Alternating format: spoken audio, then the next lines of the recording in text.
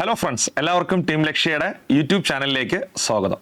LD clerk പരീക്ഷയോടനുബന്ധിച്ച് നമ്മൾ നടത്തുന്ന LDC power റിവിഷന്റെ രണ്ടാമത്തെ സെക്ഷനാണെന്ന്. ഇന്നലെ നൽകിയ ഭരണരംഗത്തിന്റെ ക്ലാസ് എല്ലാവർക്കും ഉപയോഗപ്പെട്ടു എന്ന് വിശ്വസിക്കുന്നു. ഇന്നത്തെ സെഷനിൽ ഇന്ത്യൻ ഭരണഘടനയുടെ പവർ റിവിഷനാണ്. ഭരണഘടനയിൽ 2023-24 വർഷങ്ങളിൽ ചോദിച്ച ചോദ്യങ്ങളെല്ലാം തന്നെ നമ്മൾ ഒരു തവണ വിശകലനം ചെയ്യുന്നു. അതിലൂടെ ഭരണഘടനയിലെ ഏകദേശം ചോദ്യങ്ങളെല്ലാം നമുക്ക് കവർ ചെയ്യാൻ പറ്റുമെന്ന് വിശ്വസിക്കുന്നു. നമ്മൾ ഈ സെക്ഷനിൽ ഡിസ്കസ് ചെയ്യുന്നത് പ്രധാനമായിട്ടുള്ള 6 ചാപ്റ്ററുകളാണ്. ഇതിൽ നിന്നാണ് ഏറ്റവും കൂടുതൽ ചോദ്യങ്ങൾ വരുന്നത്. നിയമനിർമ്മാണ സഭ, ആമുഖം, മൗലിക അവകാശം, മാർഗനിർദ്ദേശക തത്വങ്ങൾ, മൗലിക കടമകൾ, പഞ്ചായത്ത് രാജ്. പഞ്ചായത്ത് രാജിൽ നിന്ന് റീസെന്റ് ആയിട്ട് ഒരുപാട് ചോദ്യങ്ങൾ വന്നിട്ടുണ്ട്. ആ ചോദ്യങ്ങളെല്ലാം നമ്മൾ ഈ സെക്ഷനിൽ ഉൾപ്പെടുത്തിയിട്ടുമുണ്ട്. അപ്പോൾ ആദ്യമേ പറയാം, ഒരു ചോദ്യം അതിന് 4 ഓപ്ഷൻസ് ഉണ്ടാവും. ആ ഓപ്ഷനുമായി ബന്ധപ്പെട്ട അനുബന്ധ വസ്തുതകൾ പറയുന്നു. അങ്ങനെ 100 ചോദ്യങ്ങൾ നമ്മൾ ഡിസ്കസ് ചെയ്യുന്നു. ഏകദേശം 300 മുതൽ 400 ഫാക്ട് വരെ ഈ സെഷനിൽ നമ്മൾ മനസ്സിലാക്കുന്നു. അതുകൊണ്ട് തന്നെ മാർക്ക് ഉറപ്പിക്കുവാൻ ഈ വീഡിയോ പൂർണ്ണമായും കാണാൻ ശ്രമിക്കുക. ഒന്നാമത്തെ ചോദ്യത്തിലേക്ക് കടക്കാം. ഇന്ത്യക്ക് ഭരണഘടനാ അസംബ്ലി, അതായത് ഭരണഘടനാ നിയമനിർമ്മാണ സഭ എന്ന ആശയം ആദ്യമായി മുന്നോട്ട് വച്ച വ്യക്തി ആരാണ് എന്നാണ് ചോദ്യം. ഇന്ത്യക്ക് ഒരു ഭരണഘടനാ നിയമനിർമ്മാണ സഭ എന്ന ആശയം മുന്നോട്ട് വെച്ച വ്യക്തിയുടെ പേര് MN റോയ് എന്നാണ്. ആരാണ്? MN റോയ്. ഇനി 3 ഓപ്ഷൻ ഉണ്ടല്ലോ. ഭരണഘടനയുമായി ബന്ധപ്പെട്ട് ഈ 3 ഓപ്ഷനിലുള്ള ആളുകളെ നമുക്ക് പരിചയപ്പെടാം. ഒന്ന്, ജവഹർലാൽ നെഹ്റു.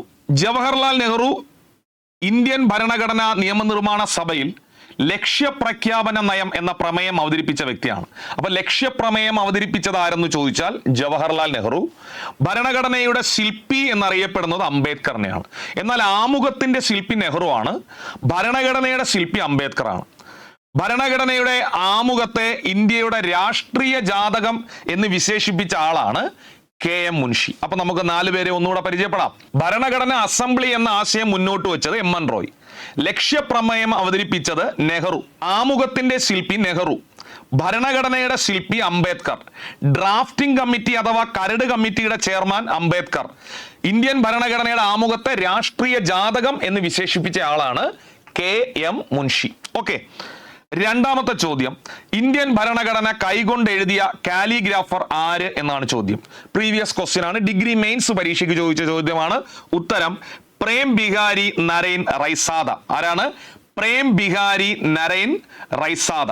ഓക്കെ, നെക്സ്റ്റ് മൂന്നാമത്തെ ചോദ്യം, ഭരണഘടനാ നിർമ്മാണ സഭയുമായി ബന്ധപ്പെട്ട് ശരിയായ പ്രസ്താവന ഏത്? അപ്പൊ പരീക്ഷയ്ക്ക് ആവർത്തിക്കുവേ, ഈ പ്രസ്താവനകളെല്ലാം നമുക്കൊന്ന് പഠിക്കാം.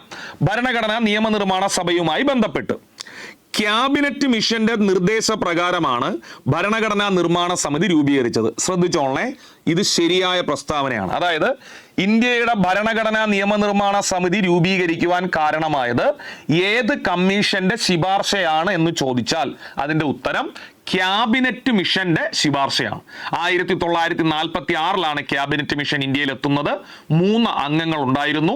Pethick Lawrence, AV Alexander, Stafford Cripps. അതിന്റെ തലവൻ പെത്വിക് ലോറൻസ് ആയിരുന്നു. ആ കമ്മിറ്റിയുടെ നിർദ്ദേശത്തെ തുടർന്നാണ് ഭരണഘടനാ നിയമനിർമ്മാണ സഭ രൂപീകരിച്ചത്. 2, അവിഭക്ത ഇന്ത്യക്ക് വേണ്ടിയാണ് ഭരണഘടനാ നിർമ്മാണ സമിതി ഔദ്യോഗികമായി സംഘടിപ്പിച്ചത്. പോയിന്റ് ഒന്നുകൂടി ശ്രദ്ധിക്കോ. അവിഭക്ത ഇന്ത്യക്ക് വേണ്ടിയാണ് ഭരണഘടനാ നിർമ്മാണ സമിതി ഔദ്യോഗികമായി സംഘടിപ്പിച്ചത്. ഈ പ്രസ്താവന ശരിയാണ്. ചിലപ്പോൾ നിങ്ങൾക്ക് ഡൗട്ട് വരും, ഇത് എന്താണ് ഈ പോയിന്റ് കൊണ്ട് ഉദ്ദേശിക്കുന്നത്? അതായത് വിഭജിക്കാത്ത ഇന്ത്യക്ക് വേണ്ടിയാണ് നിയമനിർമ്മാണ സഭ രൂപീകരിച്ചത് എന്നാണ് ഉദ്ദേശിക്കുന്നത്. ആ പ്രസ്താവന ശരിയാണ്. പിന്നീട് ഇന്ത്യ വിഭജനം നടക്കുകയും നിയമനിർമ്മാണ സഭയിലെ കുറച്ച് അംഗങ്ങൾ പാകിസ്ഥാനിലേക്ക് മാറുകയും ചെയ്തു. അപ്പൊ ഇന്ത്യയുടെ നിയമനിർമ്മാണ സഭ രൂപീകരിച്ചത് എന്തിനു വേണ്ടി? വിഭജിക്കാത്ത ഇന്ത്യക്ക് വേണ്ടി, അതായത് അവിഭക്ത ഇന്ത്യക്ക് വേണ്ടിയാണ്. പ്രസ്താവന ശരിയാണ്. ഭരണഘടനാ നിർമ്മാണ സമിതിയുടെ ആദ്യ യോഗം ചേർന്നത് 47 ഓഗസ്റ്റ് 15 പൂർണ്ണമായിട്ടൊന്ന് ശ്രദ്ധിച്ചോ.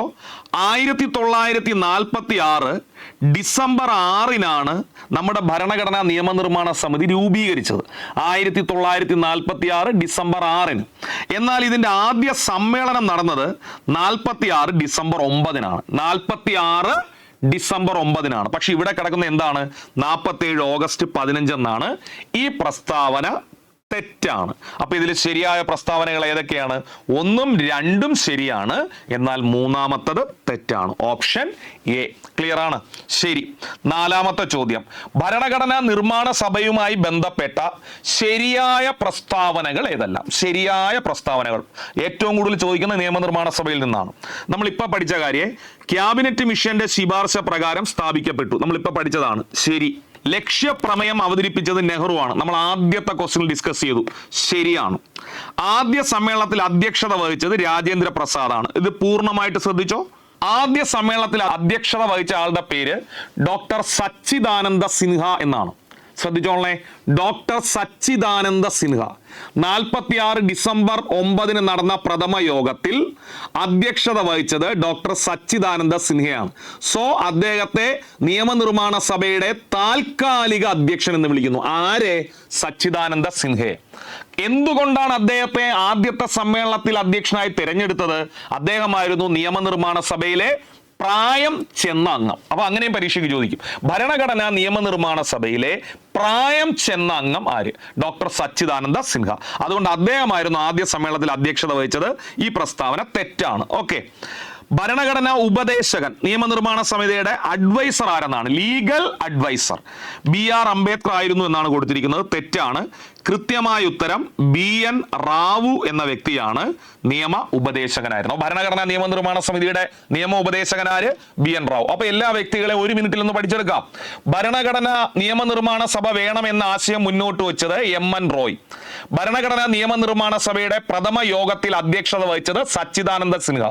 ഭരണഘടനാ നിയമനിർമ്മാണ സഭയുടെ സ്ഥിരം ചെയർമാനായിരുന്നു രാജേന്ദ്ര പ്രസാദ്. ലക്ഷ്യപ്രമേയം അവതരിപ്പിച്ചത് നെഹ്റു ആണ്. നിയമ ഉപദേശകനായിരുന്നത് BN റാവു ആണ്. ഡ്രാഫ്റ്റിംഗ് കമ്മിറ്റിയുടെ ചെയർമാൻ ആയിരുന്നത് BR അംബേദ്കർ ആണ്. അപ്പോ ഇതിലെ 3ാമത്തെയും 4ാമത്തെയും പ്രസ്താവന തെറ്റാണ്. അങ്ങനെയാണെങ്കിൽ ശരിയായ പ്രസ്താവനകൾ 1ഉം 2ഉം മാത്രമാണ്. ക്ലിയർ ആയി എന്ന് വിശ്വസിക്കുന്നു. ശരി. 5ാമത്തെ ചോദ്യം, ഭരണഘടനാ നിർമ്മാണ സഭയുമായി ബന്ധപ്പെട്ട ചുവടെ ചേർക്കുന്ന പ്രസ്താവനകൾ ശരിയേത്? വീണ്ടും ആവർത്തിക്കുന്നു ചോദ്യങ്ങൾ. ഭരണഘടനാ നിർമ്മാണ സഭയിലെ അംഗങ്ങളെ പ്രായപൂർത്തി വോട്ടവകാശത്തിന്റെ അടിസ്ഥാനത്തിലല്ല തെരഞ്ഞെടുത്തത്. ഈ സെന്റൻസിലോട്ട് എല്ലാവരും ഒന്ന് ശ്രദ്ധിച്ചോ. പ്രായപൂർത്തി വോട്ടവകാശത്തിന്റെ അടിസ്ഥാനത്തിലല്ല എന്നാണ് കൊടുത്തേക്കുന്നത്. അപ്പൊ നമുക്ക് തോന്നും അതൊരു തെറ്റാണോ എന്ന്. അത് തെറ്റല്ല, അത് ശരിയാണ്. വീണ്ടും ഞാൻ ഉറപ്പിച്ചു പറയുന്നു, ഭരണഘടനാ നിയമനിർമ്മാണ സഭയിലെ അംഗങ്ങളെ പ്രായപൂർത്തി വോട്ടവകാശത്തിന്റെ അടിസ്ഥാനത്തിലല്ല തെരഞ്ഞെടുത്തത്. അപ്പോൾ ആ പ്രസ്താവന ശരിയാണ്. ഓക്കെ. എല്ലാ മതത്തിലെയും പ്രതിനിധികൾ ഭരണഘടനാ നിർമ്മാണ സഭയിൽ ഉണ്ടായിരുന്നു. പ്രസ്താവന ശരിയാണ്. ഈ 2 പ്രസ്താവന ശരി. അതായത് ഭരണഘടനാ നിർമ്മാണ സഭയിലെ അംഗങ്ങളെ പ്രായപൂർത്തി വോട്ടവകാശത്തിന്റെ അടിസ്ഥാനത്തിൽ അല്ല തെരഞ്ഞെടുത്തത്. എല്ലാ മതത്തിലെയും പ്രതിനിധികൾ ഭരണഘടനാ നിർമ്മാണ സഭയിൽ ഉണ്ടായിരുന്നു. ശരിയാണ്. രാഷ്ട്രീയ പാർട്ടികളിൽ കോൺഗ്രസ് ആണ് ഭരണഘടനാ നിർമ്മാണ സഭയിൽ ആധിപത്യം സ്ഥാപിച്ചിരുന്നത്. ശരിയാണ്. ഈ 3 പ്രസ്താവന ശരിയാണ്. അപ്പോൾ ഉത്തരം ഇവയെല്ലാം ശരിയാണ് എന്നുള്ളതാണ്. മറന്നുപോകരുത്. 6ാമത്തെ ചോദ്യം, ഭരണഘടനാ നിർമ്മാണ സഭയുമായി ബന്ധപ്പെട്ട ശരിയായ പ്രസ്താവനകൾ ഏതെല്ലാം? ശരി. ഭരണഘടനാ നിർമ്മാണ സഭയുടെ ആദ്യ യോഗം ചേർന്നത് 46 ഡിസംബർ 9 നമ്മളിപ്പോ പഠിച്ചേ പ്രസ്താവന ശരി. പ്രായപൂർത്തി വോട്ടവകാശത്തിന്റെ അടിസ്ഥാനത്തിലാണ്. ശ്രദ്ധിച്ചോ. പ്രായപൂർത്തി വോട്ടവകാശത്തിന്റെ അടിസ്ഥാനത്തിലാണ് എന്നാണ് കൊടുത്തേക്കുന്നത്.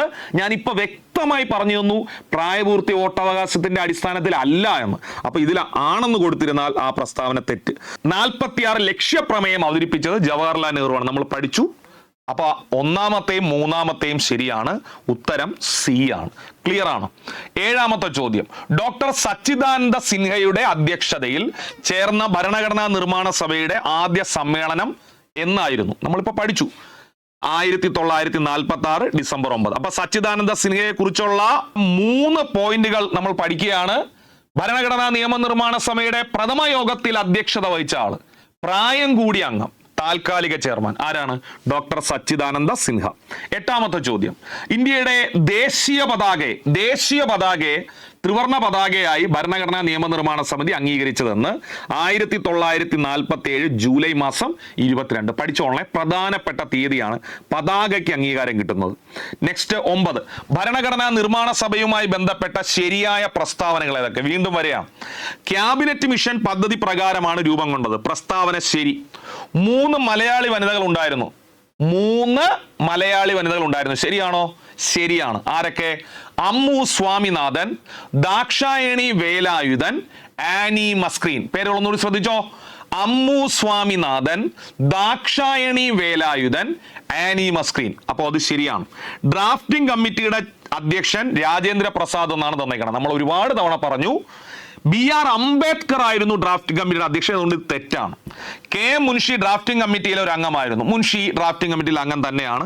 ശരിയാണ്. അപ്പോൾ അങ്ങനെയാണെങ്കിൽ 1, 2, 4 മാത്രമാണ് ശരിയായിട്ടുള്ളത്. ഡ്രാഫ്റ്റിംഗ് കമ്മിറ്റിയുടെ അധ്യക്ഷൻ BR അംബേദ്കർ ആണ്. ഇവിടെ കൊടുത്തിരിക്കുന്നത് രാജേന്ദ്ര പ്രസാദ് എന്ന്. 10, ഇന്ത്യൻ പ്രസിഡന്റ് പദത്തിലെത്തും മുമ്പ് ഡോക്ടർ രാജേന്ദ്ര പ്രസാദ് വഹിച്ചിരുന്ന പദവി. സിമ്പിൾ ചോദ്യം, 10th പ്രിലിംസിന് ചോദിച്ച ചോദ്യമാണ്. ഭരണഘടനാ നിർമ്മാണ സഭയുടെ അധ്യക്ഷൻ. ഓക്കെ. 11, ശരിയല്ലാത്ത ജോഡികൾ കണ്ടെത്തുക. ഉറപ്പായിട്ട് ചോദിക്കേ. BR അംബേദ്കർ ഡ്രാഫ്റ്റിംഗ് കമ്മിറ്റിയുടെ ചെയർമാൻ, ശരി. ജവഹർലാൽ നെഹ്റു ഭരണഘടനാ നിർമ്മാണ സഭയുടെ താൽക്കാലിക അധ്യക്ഷൻ, വളരെ വലിയ തെറ്റ്. താൽക്കാലിക അധ്യക്ഷൻ ഞാൻ കുറെ നേരമായിട്ട് പഠിപ്പിക്കുന്നു. സച്ചിദാനന്ദ സിൻഹ താൽക്കാലിക അധ്യക്ഷൻ. ഡോക്ടർ രാജേന്ദ്ര പ്രസാദ് ഭരണഘടനാ നിർമ്മാണ സഭയുടെ അധ്യക്ഷൻ. അത് ശരി തന്നെയാണ്. സച്ചിദാനന്ദ സിൻഹ ഭരണഘടനയുടെ ആമുഖം എഴുതി, വലിയ തെറ്റ്. ആമുഖം എഴുതിയത് ആരെന്ന് ചോദിച്ചാൽ ജവഹർലാൽ നെഹ്റു ആണ്. അപ്പൊ ഇവിടെ ചോദിച്ചിരിക്കുന്നത് ശരിയല്ലാത്ത ജോഡികളാണ്. ശരിയല്ലാത്ത ജോഡികൾ 2ഉം 4ഉം. ഉത്തരം സി ആണ്. ഓക്കെ. നെക്സ്റ്റ് 12, ഇന്ത്യൻ ഭരണഘടന ഔദ്യോഗികമായി നിലവിൽ വന്നതെന്ന്. അതായത് ഇന്ത്യൻ ഭരണഘടന നിലവിൽ വന്നത് 1950 ജാനുവരി 26-നാണ്. ഔദ്യോഗികമായി നിലവിൽ വന്നത്, ഉദ്ഘാടനം ചെയ്തത്, പ്രാബല്യത്തിൽ വന്നത് എല്ലാം 50 ജാനുവരി 26. എന്നാൽ ഭരണഘടന ഔദ്യോഗികമായി അംഗീകരിക്കപ്പെട്ടത്, തെറ്റിക്കരുത്, അംഗീകരിക്കപ്പെട്ടത് 49 നവംബർ 26. അതുകൊണ്ട് ഇന്ത്യയിൽ നവംബർ 26 ഭരണഘടനാ ദിനമായി ആചരിക്കുന്നു. എന്തുകൊണ്ട് നവംബർ 26 ഭരണഘടനാ ദിനമായി ആചരിക്കുന്നു എന്ന് ചോദിച്ചാൽ ഭരണഘടനയെ അംഗീകരിച്ച ദിവസമായതുകൊണ്ടാണ് നവംബർ 26-നെ ഭരണഘടനാ ദിനമായി ആചരിക്കുന്നത്. നെക്സ്റ്റ് 13, താഴെ പറയുന്നവയിൽ ഇന്ത്യയുടെ ഭരണഘടനാ നിർമ്മാണ സഭയുമായി ബന്ധപ്പെട്ട ശരിയായ പ്രസ്താവന തിരഞ്ഞെടുക്കുക. ഭരണഘടനാ നിർമ്മാണ സഭയുമായി 1949 നവംബർ 26-നാണ് ഭരണഘടന പാസ്സാക്കപ്പെട്ടത്. പാസ്സാക്കപ്പെടുക എന്ന് പറഞ്ഞാൽ അംഗീകരിക്കുക എന്നാണ്. ആ പ്രസ്താവന ശരിയാണ്. ലക്ഷ്യപ്രമേയം അവതരിപ്പിച്ചത് സർദാർ പട്ടേലാണ്. തെറ്റാണ്. ജവഹർലാൽ നെഹ്റു ആണ്. ഭരണഘടനാ നിർമ്മാണ സഭയുടെ ചെയർമാൻ BR അംബേദ്കർ ആണ്. തെറ്റാണ്. ഭരണഘടനാ നിയമനിർമ്മാണ സഭയുടെ ചെയർമാൻ ആര്? രാജേന്ദ്ര പ്രസാദ് ആണ്. ഭരണഘടനാ നിർമ്മാണ സഭയുടെ അംഗസംഖ്യ 543 ആണ്. തെറ്റ്. മൊത്തം അംഗസംഖ്യ 389 ആണ്.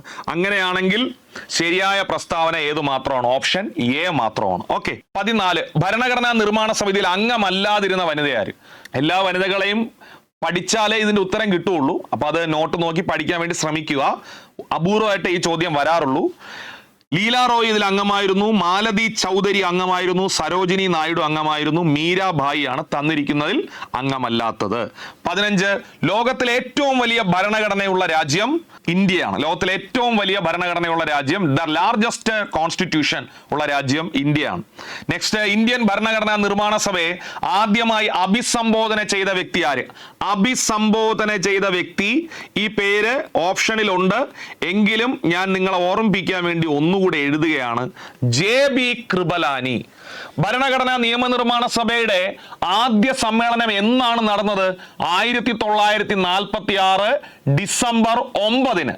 ആ സമ്മേളനത്തിൽ അധ്യക്ഷത വഹിച്ചത് ആരാണ്? ഡോക്ടർ സച്ചിദാനന്ദ സിൻഹയാണ്. പക്ഷെ ആ സമ്മേളനത്തിൽ ആദ്യമായിട്ട് അഭിസംബോധന ചെയ്തതാര്? ചോദ്യം വ്യക്തമാണ്. അഭിസംബോധന ചെയ്തതാര് എന്ന് ചോദിച്ചാൽ, അല്ലെങ്കിൽ ആദ്യ സമ്മേളനം ഉദ്ഘാടനം ചെയ്തതാരെന്ന് ചോദിച്ചാൽ, ആദ്യ സമ്മേളനം ഉദ്ഘാടനം ചെയ്തതാരെന്ന് ചോദിച്ചാൽ അതിന്റെ ഉത്തരം JB Kripalani. Why JB Kripalani? എന്തുകൊണ്ട് JB കൃപലാനിയെ സെലക്ട് ചെയ്തു? വേറെ ഒന്നും കൊണ്ടല്ല, ഭരണഘടനാ നിയമനിർമ്മാണ സഭ രൂപീകരിക്കുന്ന സമയത്തെ INC പ്രസിഡന്റ് ആയിരുന്ന വ്യക്തിയാണ് JB കൃപലാനി. അങ്ങനെ ഒരു ചോദ്യം വരും. ഭരണഘടനാ നിയമനിർമ്മാണ സഭ രൂപീകരിക്കുന്ന സമയത്തെ INC പ്രസിഡന്റ് ആര്? JB കൃപലാനി. പിന്നെ ഇന്ത്യക്ക് സ്വാതന്ത്ര്യം കിട്ടുന്ന സമയത്തെ INC പ്രസിഡന്റ് JB കൃപലാനിയാണ്. അങ്ങനെ 4 ചോദ്യങ്ങളുടെ ഉത്തരമാണ്. ഇതിന്റെ ഉത്തരം JB കൃപലാനി. 17, ഇന്ത്യൻ ഭരണഘടനയുടെ ശില്പി. വളരെ ബേസ് ആയിട്ടുള്ള ചോദ്യം, ഡോക്ടർ BR അംബേദ്കർ. 18, താഴെ പറയുന്നവയിൽ ആരാണ് ഇന്ത്യൻ ഭരണഘടനയുടെ കരട് നിർമ്മാണ സമിതിയിൽ അംഗമല്ലാതിരുന്നത്? എന്ന് പറഞ്ഞാൽ ഡ്രാഫ്റ്റിംഗ് കമ്മിറ്റിയിൽ അംഗമല്ലാതിരുന്നത് ആര്? KM മുൻഷി അംഗമായിരുന്നു, BR അംബേദ്കർ അംഗമായിരുന്നു, N ഗോപാലസ്വാമി അംഗമായിരുന്നു, പട്ടാഭി സീതാരാമയ്യ ഇല്ലായിരുന്നു. അപ്പൊ നിങ്ങൾ കൃത്യമായിട്ട് നിങ്ങളിലുള്ള നോട്ടായാലും ക്ലാസ് ആയാലും കൃത്യമായി പഠിച്ചോളുക.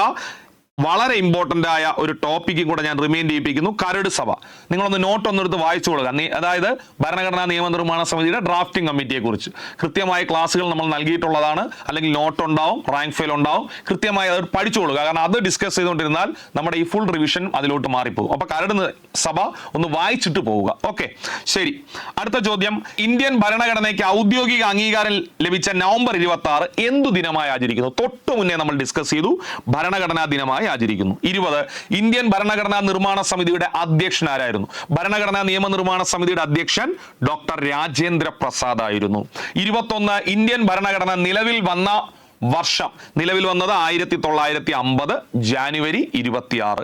22 ഇന്ത്യൻ ഭരണഘടനാ നിർമ്മാണ സഭയിലേക്ക് തെരഞ്ഞെടുക്കപ്പെട്ട അംഗങ്ങളുടെ എണ്ണം. ശ്രദ്ധിച്ചോളണേ, ഇവിടെ ഭരണഘടനാ നിയമനിർമ്മാണ സഭയിലെ മൊത്തം അംഗങ്ങളുടെ എണ്ണം 389 ആണ്. ഭരണഘടനാ നിയമനിർമ്മാണ സഭയിലെ മൊത്തം അംഗങ്ങളുടെ എണ്ണം 389 അതിൽ തെരഞ്ഞെടുക്കപ്പെട്ടവർ 296 നാട്ടുരാജ്യങ്ങളിൽ നിന്ന് നാമനിർദ്ദേശം ചെയ്യപ്പെട്ടവർ 93 ചിലപ്പോൾ ഇതായിരിക്കും ഇത്തവണത്തെ പരീക്ഷയ്ക്ക് ചോദിക്കുന്നത്. ഭരണഘടനാ നിയമനിർമ്മാണ സഭയിൽ നാട്ടുരാജ്യങ്ങളിൽ നിന്നും നാമനിർദ്ദേശം ചെയ്യപ്പെട്ടു പോയ അംഗങ്ങളുടെ എണ്ണം 93 തെരഞ്ഞെടുക്കപ്പെട്ടവർ 296. ഇവർ എവിടെ നിന്നൊക്കെയാണ് തെരഞ്ഞെടുക്കപ്പെട്ടത്? ഗവർണർമാരുടെ പ്രവിശ്യയിൽ നിന്നും, അതുപോലെ തന്നെ ബ്രിട്ടീഷ് ഹൈ കമ്മീഷണർമാരുടെ പ്രവിശ്യയിൽ നിന്നും. ഗവർണർമാരുടെ പ്രവിശ്യയിൽ നിന്ന് തെരഞ്ഞെടുക്കപ്പെട്ടവർ 292, ഹൈ കമ്മീഷണർമാരുടെ പ്രവിശ്യയിൽ നിന്ന് തെരഞ്ഞെടുക്കപ്പെട്ടവർ 4 പേര്. അപ്പൊ യഥാർത്ഥത്തിൽ ഇതിന്റെ ഉത്തരം വരേണ്ട 296 പക്ഷെ അന്ന് PSC ഉത്തരം കൊടുത്തത് 296 ഓപ്ഷൻ ഇല്ലാത്തത് കൊണ്ട് 292 കാരണം ഗവർണർമാരുടെ പ്രവിശ്യയിൽ നിന്ന് തെരഞ്ഞെടുക്കപ്പെട്ടവരുടെ എണ്ണം മാത്രമേ ഓപ്ഷനിൽ ഉണ്ടായിരുന്നുള്ളൂ. യഥാർത്ഥത്തിൽ തെരഞ്ഞെടുക്കപ്പെട്ടവരുടെ എണ്ണം 296 അപ്പൊ തെരഞ്ഞെടുക്കപ്പെട്ട അംഗങ്ങളുടെ എണ്ണം 296, ഓപ്ഷനിലുള്ളത് 292, 4 പേരും കൂടെ ഉണ്ട് ഹൈ കമ്മീഷണേഴ്സ് പ്രൊവിൻസിൽ നിന്ന്. പിന്നെ പരീക്ഷയ്ക്ക് ഇത്തവണ ചിലപ്പോൾ ചോദിക്കാൻ സാധ്യത നാമനിർദ്ദേശം ചെയ്യപ്പെട്ട ആളുകളുടെ എണ്ണമാണ് 93. 23 ഭരണഘടനാ നിർമ്മാണ സഭയുടെ ഉപദേഷ്ടാവായി, അതായത് ലീഗൽ അഡ്വൈസറായി പ്രവർത്തിച്ചത് ആര്? എല്ലാവർക്കും അറിയാം, BN റാവു. 24 ഭരണഘടനാ നിർമ്മാണ സമിതിയുടെ ഡ്രാഫ്റ്റിംഗ് കമ്മിറ്റി അധ്യക്ഷൻ ആര്? കരട് നിർമ്മാണ സഭയുടെ അധ്യക്ഷൻ BR അംബേദ്കർ. 25 ഇനി മുതൽ ആമുഖത്തിന്റെ ചോദ്യങ്ങളിലേക്ക് നമ്മൾ കടക്കുന്നു. ഇന്ത്യൻ ഭരണഘടനയുടെ ആമുഖം എന്ന ആശയം ഏതു രാജ്യത്തോട് കടപ്പെട്ടിരിക്കുന്നു? ഇന്ത്യൻ ഭരണഘടന ആമുഖം എന്ന ആശയം കടമെടുത്തത് അമേരിക്കയിൽ നിന്നാണ്. ഇന്ത്യൻ ഭരണഘടന ആമുഖം എന്ന ആശയം കടമെടുത്ത രാജ്യം അമേരിക്ക, തെറ്റിക്കരുത്. 26 ഭരണഘടനയുടെ ആമുഖം തയ്യാറാക്കിയത് ആര്? ഭരണഘടനയുടെ ആമുഖം തയ്യാറാക്കിയത് ജവഹർലാൽ നെഹ്റു ആണ്. ജവഹർലാൽ നെഹ്റുവിന്റെ ലക്ഷ്യപ്രമേയം എന്ന ഒബ്ജക്റ്റീവ് റെസൊല്യൂഷനാണ് ആമുഖമായി മാറിയത്. ലക്ഷ്യപ്രമേയം നെഹ്റു അവതരിപ്പിച്ചത് 1946 ഡിസംബർ 13. അതുകൊണ്ട് ലക്ഷ്യപ്രഖ്യാപന നയമാണ് ആമുഖമായി മാറിയത്. അതുകൊണ്ട് ജവഹർലാൽ നെഹ്റുവിനെ ആമുഖത്തിന്റെ ശില്പി എന്ന് വിശേഷിപ്പിക്കുന്നു. ജവഹർലാൽ നെഹ്റുവിനെ ആമുഖത്തിന്റെ ശില്പി എന്ന് വിശേഷിപ്പിക്കുന്നു. നെക്സ്റ്റ് 27ാമത്തെ ചോദ്യം, ജവഹർലാൽ നെഹ്റു മുന്നോട്ട് വെച്ച ലക്ഷ്യപ്രമേയത്തെ, അതായത് ആമുഖമായി മാറിയ ലക്ഷ്യപ്രമേയത്തെ തെറ്റ്, നിയമവിരുദ്ധം, അപക്വമായത്, ദാരുണമായത്, അപകടകരം, അതായത് എങ്ങനെയൊക്കെ അതിനെ എതിർക്കാമോ ആ രീതിയിലെല്ലാം എതിർത്തുകൊണ്ട് ലക്ഷ്യപ്രഖ്യാപന നയത്തെ തെറ്റാണ്, നിയമവിരുദ്ധമാണ്, അപക്വമാണ്, ദാരുണമാണ്, അപകടമാണ് എന്ന് വിശേഷിപ്പിച്ച ഭരണഘടനാ നിയമനിർമ്മാണ സഭയിലെ അംഗം ആരാണെന്ന് ചോദിക്കും. മുകുന്ദ രാം റാവു ജയകർ. ആരാണ്? മുകുന്ദ രാം റാവു ജയകർ. 28ാമത്തെ ചോദ്യം, ഇന്ത്യൻ ഭരണഘടനയുടെ ആമുഖം ഇതുവരെ എത്ര തവണ ഭേദഗതി ചെയ്തിട്ടുണ്ട്? പുതിയ കുട്ടികളെല്ലാം കൃത്യമായി പഠിച്ചുകൊണ്ട് പോവുക, ഇതിൽ നിന്ന് ചോദ്യം പ്രതീക്ഷിക്കാം. ഭേദഗതി എന്ന് പറഞ്ഞാൽ എന്താണ്? ഭരണഘടനയിൽ വരുത്തുന്ന മാറ്റങ്ങളെ വിളിക്കുന്ന പേരാണ് ഭേദഗതി. ഇന്ത്യൻ ഭരണഘടനയുടെ ആമുഖം എത്ര തവണ ഭേദഗതി ചെയ്തിട്ടുണ്ട് എന്ന് ചോദിച്ചാൽ ഇതുവരെ ഇന്ത്യ ചരിത്രത്തിൽ ആമുഖം ഒരു തവണ മാത്രമേ ഭേദഗതി ചെയ്തിട്ടുള്ളൂ. അത് എത്രാം ഭേദഗതിയിലൂടെ? 42ാം ഭേദഗതിയിലൂടെ. ഏതു വർഷം? 1976. അന്നത്തെ പ്രധാനമന്ത്രി ഇന്ദിരാഗാന്ധി. ഫക്രുദ്ദീൻ അലി അഹമ്മദ് ആയിരുന്നു അന്നത്തെ പ്രസിഡന്റ്. ഭരണഘടനയുടെ ആമുഖത്തിൽ സോഷ്യലിസം, മതേതരത്വം, അഖണ്ഡത എന്നീ 3 വാക്കുകൾ കൂട്ടിച്ചേർത്തു. അപ്പൊ എത്ര വാക്കുകൾ കൂട്ടിച്ചേർത്തു? 2 അല്ല മൂന്ന് വാക്കുകൾ, 2 അല്ല 3 വാക്കുകൾ കൂട്ടിച്ചേർത്തു. സോഷ്യലിസം എന്ന വാക്ക് കൂട്ടിച്ചേർത്തു, മതേതരത്വം എന്ന വാക്ക് കൂട്ടിച്ചേർത്തു, അഖണ്ഡത എന്ന വാക്ക് കൂട്ടിച്ചേർത്തു. ഇന്ത്യൻ ഭരണഘടനയുടെ ആമുഖം ഇതുവരെ എത്ര തവണ ഭേദഗതി ചെയ്തിട്ടുണ്ട് എന്ന് ചോദിച്ചാൽ ഒറ്റ തവണ മാത്രം. 1976 ഇന്ദിരാഗാന്ധിയുടെ കാലത്ത് ഫക്രുദ്ദീൻ അലി അഹമ്മദ് ഇന്ത്യയുടെ പ്രസിഡന്റ് ആയിരുന്നപ്പോൾ 3 വാക്കുകൾ സോഷ്യലിസം, മതേതരത്വം, അഖണ്ഡത എന്നീ വാക്കുകൾ കൂട്ടിച്ചേർത്തു. അതുകൊണ്ട് ചരിത്രത്തിൽ ഇതുവരെ ഒരു തവണ മാത്രമേ ഭേദഗതി ചെയ്തിട്ടുള്ളൂ. ആമുഖം, ഇന്ത്യൻ ഭരണഘടനയുടെ ആമുഖത്തിൽ പരാമർശിക്കുന്ന തീയതി വളരെ ഇമ്പോർട്ടന്റ്. ഇന്ത്യൻ ഭരണഘടനയുടെ ആമുഖത്തിൽ പരാമർശിക്കുന്ന തീയതി 1949 നവംബർ 26 എന്ന തീയതിയാണ്, തെറ്റിക്കരുത്. 30 മതേതരത്വം, സോഷ്യലിസം എന്നീ തത്വങ്ങൾ ഭരണഘടനയുടെ ആമുഖത്തിൽ ഉൾപ്പെടുത്തിയത് എത്രാം ഭേദഗതിയിലൂടെയാണ്? പരീക്ഷയ്ക്ക് ചോദിക്കും. നമ്മൾ പഠിച്ചതാണ് 1976 42ാം ഭേദഗതിയിലൂടെ. 31 ഇന്ത്യൻ ഭരണഘടനയുടെ ആത്മാവ് എന്നറിയപ്പെടുന്നത് എന്താണ്? ആമുഖം. ഇന്ത്യൻ ഭരണഘടനയുടെ ആത്മാവ്, ഭരണഘടനയുടെ ഇന്ത്യയുടെ രാഷ്ട്രീയ ജാതകം എന്നൊക്കെ അറിയപ്പെടുന്നത് ഇന്ത്യൻ ഭരണഘടനയുടെ ആമുഖമാണ്. ഇന്ത്യയുടെ രാഷ്ട്രീയ ജാതകം എന്ന് വിളിക്കപ്പെടുന്നത് ഭരണഘടനയുടെ ഏതു ഭാഗത്തെയാണ്? നമ്മൾ പഠിച്ചു, ആമുഖത്തെയാണ് രാഷ്ട്രീയ ജാതകം എന്ന് വിശേഷിപ്പിക്കുന്നത്. താഴെ പറയുന്നതിൽ ഏതാണ് 42ാം ഭേദഗതിയിലൂടെ ഇന്ത്യൻ ഭരണഘടനയുടെ ആമുഖത്തിൽ കൂട്ടിച്ചേർത്തത്? നമ്മൾ പഠിച്ചു സോഷ്യലിസം, മതേതരത്വം, അഖണ്ഡത. ഇതിൽ ഏതൊക്കെ ഉണ്ടെന്ന് നോക്കാം. ഇതിലെ നമ്മൾ സോഷ്യലിസം എന്നൊരു വാക്ക് കാണുന്നില്ല, മതേതരത്വം എന്നൊരു വാക്ക് കാണുന്നില്ല, അഖണ്ഡത കാണുന്നില്ല. പക്ഷേ ഈ വാക്കിലോട്ട് എല്ലാവരും ശ്രദ്ധിച്ചോ, സ്ഥിതി സമത്വം. നിങ്ങളെ മാർക്ക് പോകരുത്.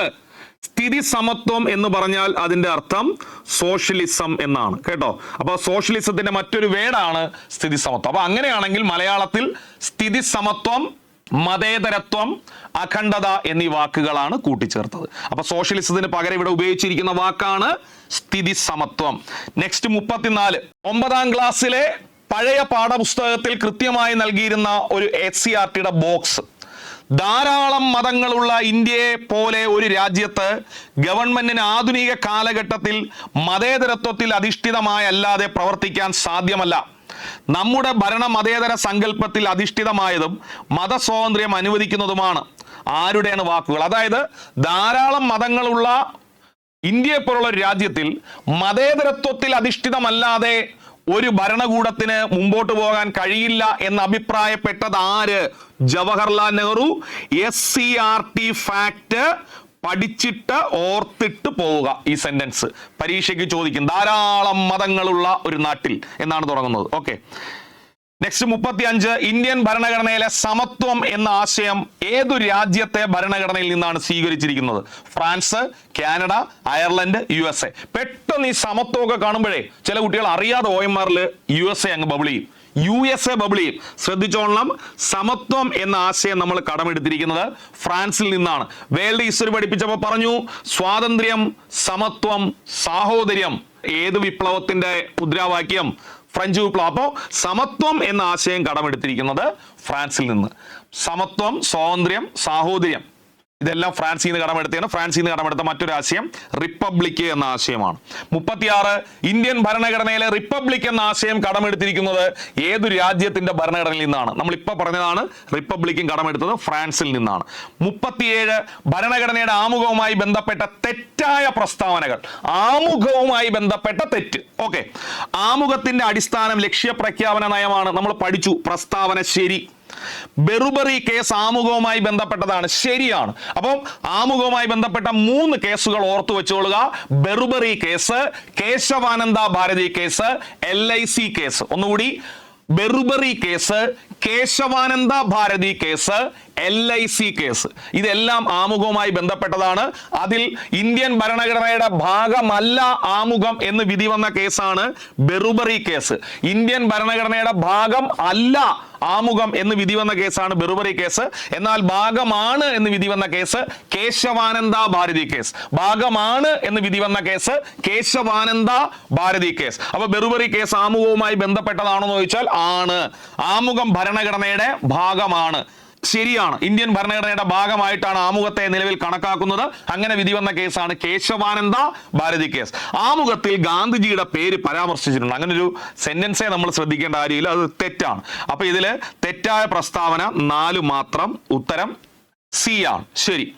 38 താഴെ തന്നിരിക്കുന്നവയിൽ ഇന്ത്യൻ ഭരണഘടനയുടെ ആമുഖത്തിൽ പരാമർശമില്ലാത്ത ആശയം, അതായത് ആമുഖത്തിൽ പരാമർശമുള്ള പ്രധാന ആശയങ്ങൾ ഇതൊക്കെയാണ്: സ്വാതന്ത്ര്യം, സമത്വം, സാഹോദര്യം, നീതി. ഇങ്ങനെയാണ്.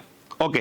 പിന്നെ പരമാധികാരം, സോഷ്യലിസം, മതേതരത്വം, ജനാധിപത്യം, റിപ്പബ്ലിക്. അപ്പൊ ഈ ആശയങ്ങളെല്ലാം ഇതിനകത്തുണ്ട്. ഏതൊക്കെ? സ്വാതന്ത്ര്യമുണ്ട്, സമത്വമുണ്ട്, സാഹോദര്യമുണ്ട്, നീതിയുണ്ട്, പരമാധികാരമുണ്ട്, സോഷ്യലിസം ഉണ്ട്, മതേതരത്വമുണ്ട്, ജനാധിപത്യമുണ്ട്, റിപ്പബ്ലിക് ഉണ്ട്. അപ്പൊ നോക്ക്, പരാമർശം ഇല്ലാത്ത ആശയം എന്നാണ്. സമത്വം ഉണ്ട്, സാഹോദര്യം ഉണ്ട്, ജനാധിപത്യം ഉണ്ട്. അപ്പൊ ഏതില്ല? വോട്ടവകാശം ഇല്ല. അപ്പൊ ഈ ആശയങ്ങളെല്ലാം ഒന്നുകൂടി മനസ്സിൽ പറഞ്ഞോ. നീതിയാണ് ആദ്യം പറയേണ്ടത്, അത് കഴിഞ്ഞിട്ട് സ്വാതന്ത്ര്യം, സമത്വം, സാഹോദര്യം പറയാമോ. നീതി, സ്വാതന്ത്ര്യം, സമത്വം, സാഹോദര്യം, പരമാധികാരം, സോഷ്യലിസം, മതേതരത്വം, ജനാധിപത്യം, റിപ്പബ്ലിക്. ഇതെല്ലാം ഭരണഘടനയുടെ ആമുഖത്തിൽ പരാമർശിക്കുന്നുണ്ട്. ആമുഖത്തിൽ പരാമർശിക്കുന്ന വർഷം 1949 നവംബർ 26. ആമുഖം ആരംഭിക്കുന്നത് എങ്ങനെ? നാം ഇന്ത്യയിലെ ജനങ്ങൾ, നാം ഭാരതത്തിലെ ജനങ്ങൾ, we the people of India എന്ന് പറഞ്ഞിട്ടാണ് ഇന്ത്യൻ ഭരണഘടനയുടെ ആമുഖം ആരംഭിക്കുന്നത്. 39 ഇന്ത്യൻ ഭരണഘടനയുടെ ഡാഷ് അധികാര സ്രോതസ് ഇന്ത്യയിലെ ജനങ്ങളാണെന്ന് സൂചിപ്പിക്കുന്നു. അതായത് സോഴ്സ് ഓഫ് അതോറിറ്റി. ശ്രദ്ധിച്ചോ, ഇന്ത്യൻ ഭരണഘടനയുടെ സോഴ്സ് ഓഫ് അതോറിറ്റി ആരാണ് എന്ന് ചോദിച്ചാൽ ഉത്തരം തെറ്റിക്കരുത്, ഇന്ത്യയിലെ ജനങ്ങളാണ്. അതായത് ഇന്ത്യൻ ഭരണഘടനയുടെ അധികാര സ്രോതസ് ആര്? ഉത്തരം ഇന്ത്യയിലെ ജനങ്ങൾ. വീണ്ടും ഞാൻ ഒന്നുകൂടി ഓർമ്മിപ്പിക്കുന്നു, ഇന്ത്യൻ ഭരണഘടനയുടെ അധികാര സ്രോതസ് ഏത്? ഉത്തരം ഇന്ത്യയിലെ ജനങ്ങൾ. പക്ഷെ ഇവിടുത്തെ ചോദ്യം അങ്ങനെയല്ല. ഇന്ത്യൻ ഭരണഘടനയുടെ അധികാര സ്രോതസ് ജനങ്ങളാണെന്ന് സൂചിപ്പിക്കുന്നത് എവിടെ? സിമ്പിൾ ആയിട്ട് ഉത്തരം എഴുതുക, ആമുഖത്തിലാണ് അങ്ങനെ പറയുന്നത്. ഇന്ത്യൻ ഭരണഘടനയുടെ അധികാര സ്രോതസ് ഇന്ത്യയിലെ ജനങ്ങളാണ് എന്ന് പറയുന്നത് എവിടെ? ആമുഖത്തിലാണ്, തെറ്റിക്കരുത്. ഓക്കെ. 40ാമത്തെ ചോദ്യം, താഴെ പറയുന്നതിൽ ഏത് തത്വമാണ് 42ാം ഭേദഗതി പ്രകാരം ഇന്ത്യൻ ഭരണഘടനയുടെ ആമുഖത്തിൽ കൂട്ടിച്ചേർത്തത്? സ്ഥിതി സമത്വം, മതേതരത്വം, അറിയാലോ, അഖണ്ഡത. സ്ഥിതി സമത്വം, മതേതരത്വം, അഖണ്ഡത, ഇത് മൂന്നും അറിയാലോ. അപ്പൊ നോക്കാം. റിപ്പബ്ലിക് കൂട്ടിച്ചേർത്തില്ല, ജനാധിപത്യം കൂട്ടിച്ചേർത്തില്ല, പരമാധികാരം കൂട്ടിച്ചേർത്തില്ല, കൂട്ടിച്ചേർത്തത് സോഷ്യലിസം. 41 ഇന്ത്യൻ ഭരണഘടനയുടെ ആമുഖത്തിൽ പറയുന്നു ഇന്ത്യ ഒരു പരമാധികാര, സോഷ്യലിസ്റ്റ്, മതേതര, ജനാധിപത്യ റിപ്പബ്ലിക് എന്നാണ്. പരീക്ഷാ ഹാളിൽ ടെൻഷൻ അടിച്ചിരിക്കുമ്പോൾ ഇങ്ങനെ ഓർത്താൽ മതി, പസോ മജറി. പസോ മജറി എന്ന ഒറ്റ വാക്ക് മനസ്സിലൊന്ന് പറഞ്ഞോ. പസോ മജറി, പസോ മജറി. പരമാധികാര, സോഷ്യലിസ്റ്റ്, മതേതരത്വ, ജനാധിപത്യ, റിപ്പബ്ലിക്. ഇതാണ് ഇന്ത്യൻ ഭരണഘടനയിൽ ഇന്ത്യയുടെ സംവിധാനത്തെ കുറിച്ച് പരാമർശിക്കുന്നത്. ഓക്കെ. 42 ഇന്ത്യയിലെ ജനങ്ങളായ നാം ഇന്ത്യയെ ഒരു പരമാധികാര, സ്ഥിതിസമത്വ, മതനിരപേക്ഷ, ജനാധിപത്യ റിപ്പബ്ലിക്കായി സംവിധാനം ചെയ്യുവാനും. ഇങ്ങനെ ആരംഭിക്കുന്നത് ഭരണഘടനയുടെ ഏത് സവിശേഷതയാണ്? എവിടെയാണ്? ആമുഖത്തിലാണ്. 43 ഇന്ത്യൻ ഭരണഘടനാ പ്രകാരം പരമാധികാരമാർക്ക്? കോടതിക്ക്, പ്രധാനമന്ത്രിക്ക്, ജനങ്ങൾക്ക്, രാഷ്ട്രപതിക്ക്. ചില കുട്ടികൾ പാവം ചാടിക്കേറി കോടതി എന്നങ്ങ് വിളിയും. നമ്മൾ വിചാരിക്കും അധികാരം കോടതികൾക്കാണ്. അല്ല, ഇന്ത്യയിലെ ജനങ്ങൾക്കാണ്. പരമാധികാരം ആരിൽ നിക്ഷിപ്തമാണ്? ഇന്ത്യയിലെ ജനങ്ങളിൽ നിക്ഷിപ്തമാണ്. 44 ഒരു പ്രഖ്യാപനത്തെക്കാൾ കൂടുതലാണ്. അത് നമ്മുടെ ഭരണഘടനയുടെ ആത്മാവാണ്, നമ്മുടെ രാഷ്ട്രീയ സാമൂഹിക മാതൃകയാണത്. ഒരു വിപ്ലവത്തിനല്ലാതെ മറ്റൊന്നിനെ മാറ്റാൻ കഴിയാത്തൊരു ദൃഢനിശ്ചയം അതിൽ അടങ്ങിയിരിക്കുന്നു. ഇങ്ങനെയൊക്കെ ഇന്ത്യൻ ഭരണഘടനയുടെ ആമുഖത്തെക്കുറിച്ച് പറഞ്ഞതാര്? ഇതൊരു വലിയ സെന്റൻസ് ആണ്. സ്കൂൾ ടെക്സ്റ്റ് ബുക്കിലോ +2 ഒന്നും നമുക്ക് പഠിക്കാനില്ല. ഇത് ലക്ഷ്മികാന്തിന്റെ ഇന്ത്യൻ പൊളിറ്റിയിൽ പരാമർശിക്കുന്ന വളരെ പ്രധാനപ്പെട്ട ഒരു പോർഷനാണ്. അപ്പൊ നിങ്ങൾ ഇതെല്ലാം കൂടെ കാണാപ്പാഠം പഠിക്കൽ. ഈ സെന്റൻസ് ഒന്ന് ഫോക്കസ് ചെയ്തോ, ശ്രദ്ധിച്ചോ. ഒരു പ്രഖ്യാപനത്തെക്കാൾ കൂടുതലാണ്. അതായത് ഒരു പ്രഖ്യാപനത്തിന്റെ മുകളിലാണ് ആമുഖത്തിന്റെ സ്ഥാനം എന്ന് പറഞ്ഞത് ജസ്റ്റിസ് ഹിദായത്തുള്ളയാണ്. ആരാണ്? ജസ്റ്റിസ് ഹിദായത്തുള്ള. ഈ ചോദ്യത്തോടു കൂടി ആമുഖം കംപ്ലീറ്റ് ആയി. ഇനി നമ്മൾ കടക്കാൻ പോകുന്നത് മൗലിക അവകാശത്തിലേക്കാണ്. അപ്പൊ മൗലികാവകാശത്തിലുള്ള ആദ്യത്തെ ചോദ്യം, വ്യക്തിക്ക് ഒരു കാരണവശാലും നിഷേധിക്കപ്പെടാൻ പാടില്ലാത്ത അവകാശം ഏതാണ്? ബേസ് ആയിട്ടുള്ള ചോദ്യമാണ്. മൗലിക അവകാശം ഇന്ത്യൻ ഭരണഘടനയുടെ 3ാമത്തെ ഭാഗത്തിൽ ആർട്ടിക്കിൾ 12 മുതൽ 35 വരെ മൗലിക അവകാശങ്ങളെ കുറിച്ച് പ്രതിപാദിക്കുന്നു. ഓക്കെ. മൗലിക അവകാശങ്ങൾ എന്ന ആശയം ഇന്ത്യ കടമെടുത്തത് അമേരിക്കൻ ഭരണഘടനയിൽ നിന്നാണ്. മൗലിക അവകാശങ്ങൾ ന്യായവാദത്തിന് അർഹമാണ്, ഇങ്ങനെ കൊടുത്തേക്കും. അർഹമല്ലെന്നും അർഹമാണെന്നും കൊടുത്തേക്കും. പഠിച്ചിട്ടുള്ള കുട്ടികൾക്ക് ഇത് അറിയാം. ഇതുവരെ ഇത് പഠിക്കാത്ത കുട്ടിക്ക് ഇനി പെട്ടെന്ന് പഠിച്ചെടുക്കാൻ പറ്റില്ല, കാണാപ്പാടമെങ്കിലും പഠിച്ചിട്ട് പോകണം. മൗലിക അവകാശങ്ങൾ ന്യായവാദത്തിന് അർഹമാണ് എന്ന് പറഞ്ഞാൽ കോടതിയിലൂടെ നമുക്ക് നമ്മുടെ മൗലികാവകാശങ്ങൾ നേടിയെടുക്കാനുള്ള പ്രൊവിഷൻ ഉണ്ട്. സോ മൗലിക അവകാശങ്ങൾ ന്യായവാദത്തിന് അർഹമാണ്. USA നിന്നാണ് കടമെടുത്തിരിക്കുന്നത്. മൂന്നാമത്തെ ഭാഗത്തിലാണ്. ആർട്ടിക്കിൾ 12 മുതൽ 35 വരെയാണ്. ഇന്ത്യയുടെ മാഗ്ന കാർട്ട എന്നും സ്വാതന്ത്ര്യത്തിന്റെ വിളക്കുകൾ എന്നെല്ലാം അറിയപ്പെടുന്നത് മൗലിക അവകാശങ്ങളാണ്. ഓക്കെ, 46 മൗലിക അവകാശവുമായി ബന്ധപ്പെട്ട ശരിയായ പ്രസ്താവനകൾ ഏത്? ശരി. ഓക്കെ, ഭരണഘടനയുടെ 4-ാം ഭാഗത്ത് വരുന്നു തെറ്റ്, 3-ാം ഭാഗത്ത് ഉൾപ്പെടുത്തിയിരിക്കുന്നു ശരി.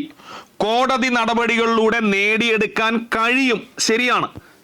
അതാണ് ന്യായവാദത്തിന് അർഹമാണ് എന്ന് പറഞ്ഞത്. ഓക്കെ, ബ്രിട്ടീഷ് ഭരണഘടനയിൽ നിന്നാണ് കടമെടുത്തത് തെറ്റ്, അമേരിക്കൻ ഭരണഘടനയിൽ നിന്നാണ്. അപ്പൊ ശരിയായത് 2-ാമത്തതും 3-ാമത്തതും മാത്രമാണ്. ഇതുപോലെ പഠിച്ചിട്ട് പോണേ. നെക്സ്റ്റ് 47 മൗലിക അവകാശങ്ങളുടെ ശില്പി സർദാർ വല്ലഭായ് പട്ടേൽ. അപ്പോൾ ഇനി ശില്പികൾ തമ്മിൽ മാറിപ്പോവല്ലേ. ശില്പികൾ, ഭരണഘടനയുടെ ശില്പി ആര്? ഡോക്ടർ BR അംബേദ്കർ ഭരണഘടനയുടെ ശില്പി. ആമുഖത്തിന്റെ ശില്പി ആര്? ആമുഖത്തിന്റെ ശില്പി ജവഹർലാൽ നെഹ്റു. മൗലിക അവകാശങ്ങളുടെ ശില്പി സർദാർ വല്ലഭായ് പട്ടേൽ. ശില്പികൾ മാറിപ്പോവല്ലേ. 48 ഇന്ത്യയുടെ മാഗ്ന കാർട്ട എന്ന് വിശേഷിപ്പിക്കുന്നത് എന്തിനെയാണ്? മൗലിക അവകാശങ്ങളെയാണ്. സ്വാതന്ത്ര്യത്തിന്റെ വിളക്കുകൾ എന്ന് വിശേഷിപ്പിക്കുന്നത് എന്തിനെയാണ്? മൗലിക അവകാശങ്ങളെയാണ്. 49 നമ്മുടെ മൗലിക അവകാശങ്ങൾ സംബന്ധിച്ച് തെറ്റായ പ്രസ്താവനകൾ തെരഞ്ഞെടുക്കുക. അതായത് മൗലിക അവകാശവുമായി ബന്ധപ്പെട്ട തെറ്റ്. മൗലിക അവകാശങ്ങൾ ഭരണഘടനയുടെ 3-ാം ഭാഗമാണ് ശരി. മൗലികാവകാശങ്ങൾ നിഷേധിക്കപ്പെട്ടാൽ കോടതിയെ സമീപിക്കാം ശരി, ന്യായവാദത്തിന് അർഹമാണ്. സ്വത്തവകാശം മൗലിക അവകാശമാണ് തെറ്റ്. അപ്പോൾ 1 മിനിറ്റ് കൊണ്ട് ഇതുവരെ 100-ലധികം തവണ ചോദിച്ച ഒരു പോർഷൻ പഠിച്ചെടുക്കാം. സ്വത്തവകാശം. ഇന്ത്യൻ ഭരണഘടന നിലവിൽ വരുമ്പോൾ മൗലിക അവകാശമായിരുന്നതായിരുന്നു സ്വത്തവകാശം. ശ്രദ്ധിച്ചു കേട്ടോ. ഇന്ത്യൻ ഭരണഘടന നിലവിൽ വരുമ്പോൾ മൗലിക അവകാശമായിരുന്നതായിരുന്നു സ്വത്തവകാശം. പക്ഷെ പിന്നീട് അത് മൗലിക അവകാശത്തിൽ നിന്ന് ഒഴിവാക്കി. എവിടെ നിന്ന് ഒഴിവാക്കി? മൗലിക അവകാശത്തിൽ നിന്ന് ഒഴിവാക്കി നിയമ അവകാശമാക്കി മാറ്റി. എന്തവകാശം? നിയമ അവകാശമാക്കി മാറ്റി.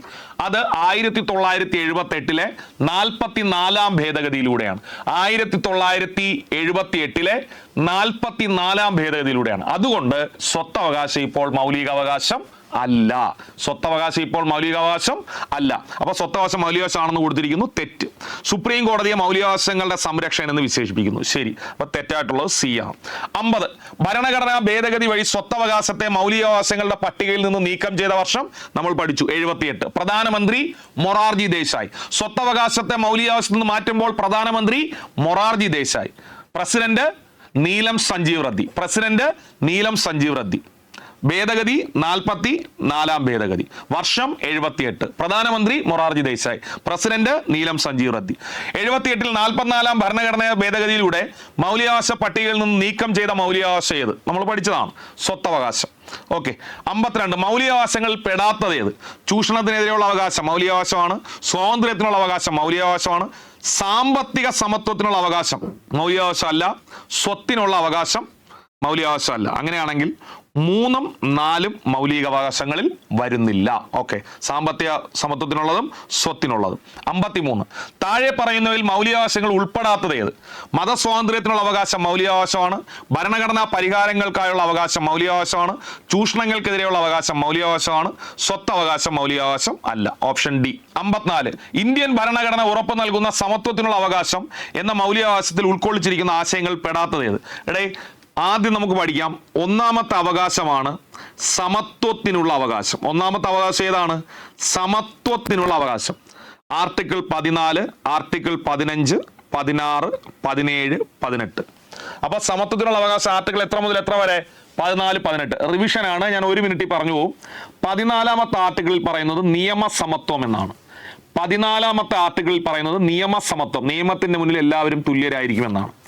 15-ൽ ഇന്ത്യയിൽ വിവേചനം തടയുന്നു. ശ്രദ്ധിച്ചോ, 15-ൽ ഇന്ത്യയിൽ വിവേചനം തടയുന്നു. 16 പൊതു നിയമനങ്ങളിൽ അവസര സമത്വം ഉറപ്പാക്കുന്നു. 16 പൊതു നിയമനങ്ങളിൽ അവസര സമത്വം ഉറപ്പാക്കുന്നു. 17 മഹാത്മാഗാന്ധി കി ജയ് എന്ന മുദ്രാവാക്യത്തോടു കൂടി അവതരിപ്പിക്കപ്പെട്ട ആർട്ടിക്കിൾ അയിത്ത നിർമാർജനം. 17 അയിത്ത നിർമാർജനം. 18 തലക്കെട്ടുകൾ നിരോധിക്കുന്നു. പേരിനോടൊപ്പം ചേർക്കുന്ന ബഹുമതികൾ നിരോധിക്കുന്നു. ഇത്രയുമാണ് സമത്വത്തിനുള്ള അവകാശത്തിൽ വരുന്നത്. 14, 15, 16, 17, 18. ഇതിൽ വരാത്തതൊന്നും സമത്വത്തിൽ വരുന്നതല്ല. അപ്പൊ ചോദ്യം വ്യക്തമാണ്. ഇന്ത്യൻ ഭരണഘടന ഉറപ്പു നൽകുന്ന സമത്വത്തിനുള്ള അവകാശം എന്ന മൗലികാവകാശത്തിൽ ഉൾക്കൊള്ളിച്ചിരിക്കുന്ന ആശയങ്ങളിൽ പെടാത്തതാണ് ചോദ്യം.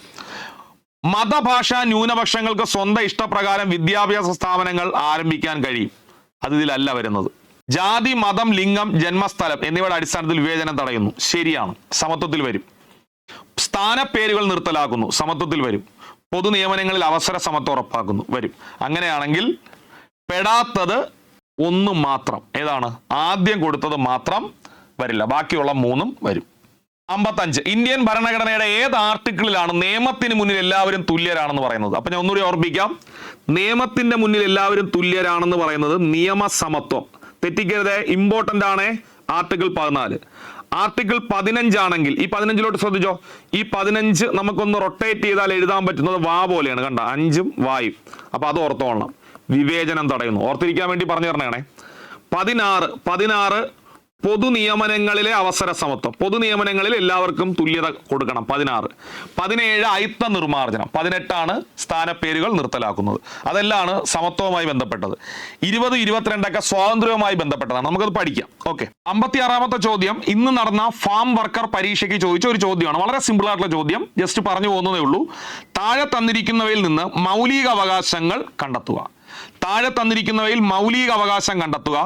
സാംസ്കാരികവും വിദ്യാഭ്യാസപരമായ അവകാശം മൗലികാവകാശമാണ്. മതസ്വാതന്ത്ര്യത്തിനുള്ള അവകാശം മൗലികാവകാശമാണ്. സൗജന്യ നിയമസഹായം മൗലികാവകാശമല്ല, അത് മാർഗനിർദ്ദേശക തത്വമാണ്. ലഹരി വസ്തുക്കളുടെ നിരോധനം മൗലികാവകാശമല്ല, അതും മാർഗനിർദ്ദേശക തത്വമാണ്. അപ്പോൾ അതിനകത്ത് വരുന്നത് ഓപ്ഷൻ സി ആണ്. 3ഉം 4ഉം മൗലികാവകാശങ്ങൾ അല്ല. 3ഉം 4ഉം മൗലികാവകാശമല്ല, മാർഗനിർദ്ദേശ തത്വമാണ്. ഉത്തരം സി ആണ്. ഓക്കെ. 57ാമത്തെ ചോദ്യം ഇന്ത്യൻ ഭരണഘടനയിൽ മൗലിക അവകാശങ്ങൾ സ്വാതന്ത്ര്യത്തിനുള്ള അവകാശം എന്നതിൽ ഉൾപ്പെടുന്നത് എന്തൊക്കെയാണ്?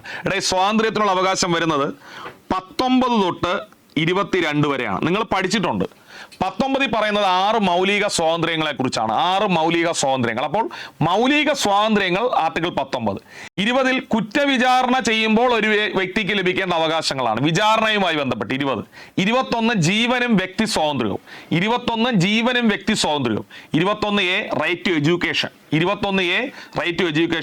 22 അറസ്റ്റിനും തടങ്കൽ വയ്ക്കുമ്പോൾ നമുക്ക് ലഭിക്കേണ്ട അവകാശം. അറസ്റ്റും തടങ്കലുമായി ബന്ധപ്പെട്ട് നമുക്ക് ലഭിക്കേണ്ട അവകാശം. അതെല്ലാം വരുന്നതാണ് സ്വാതന്ത്ര്യം. 19 തൊട്ട് 22 വരെ. സ്ഥാനപ്പേര് നിർത്തലാക്കുന്നു 18. അത് വരുന്നത് സമത്വത്തിലാണ്. നമ്മൾ ഒരുപാട് തവണ പഠിച്ചു. അപ്പോൾ സ്വാതന്ത്ര്യത്തിൽ ഇത് വരില്ല. സംഘടനകൾ രൂപീകരിക്കാനുള്ള അവകാശം സ്വാതന്ത്ര്യത്തിനകത്ത് വരും, സംഘടനാ സ്വാതന്ത്ര്യം. അന്യായമായ അറസ്റ്റിൽ നിന്നും ഉള്ള സംരക്ഷണം വരും. സ്വതന്ത്രമായ ഏത് മതത്തിലും വിശ്വസിക്കാനുള്ള അവകാശം അത് വരില്ല, കാരണം അത് മതസ്വാതന്ത്ര്യത്തിലാണ് വരുന്നത്. ഇവിടെ ചോദിച്ചിരിക്കുന്നത് സ്വാതന്ത്ര്യത്തിനുള്ള അവകാശമാണ്, മതസ്വാതന്ത്ര്യമല്ല. സ്വാതന്ത്ര്യത്തിനുള്ള അവകാശത്തിൽ ഇത് 2 മാത്രമേ വരുള്ളൂ.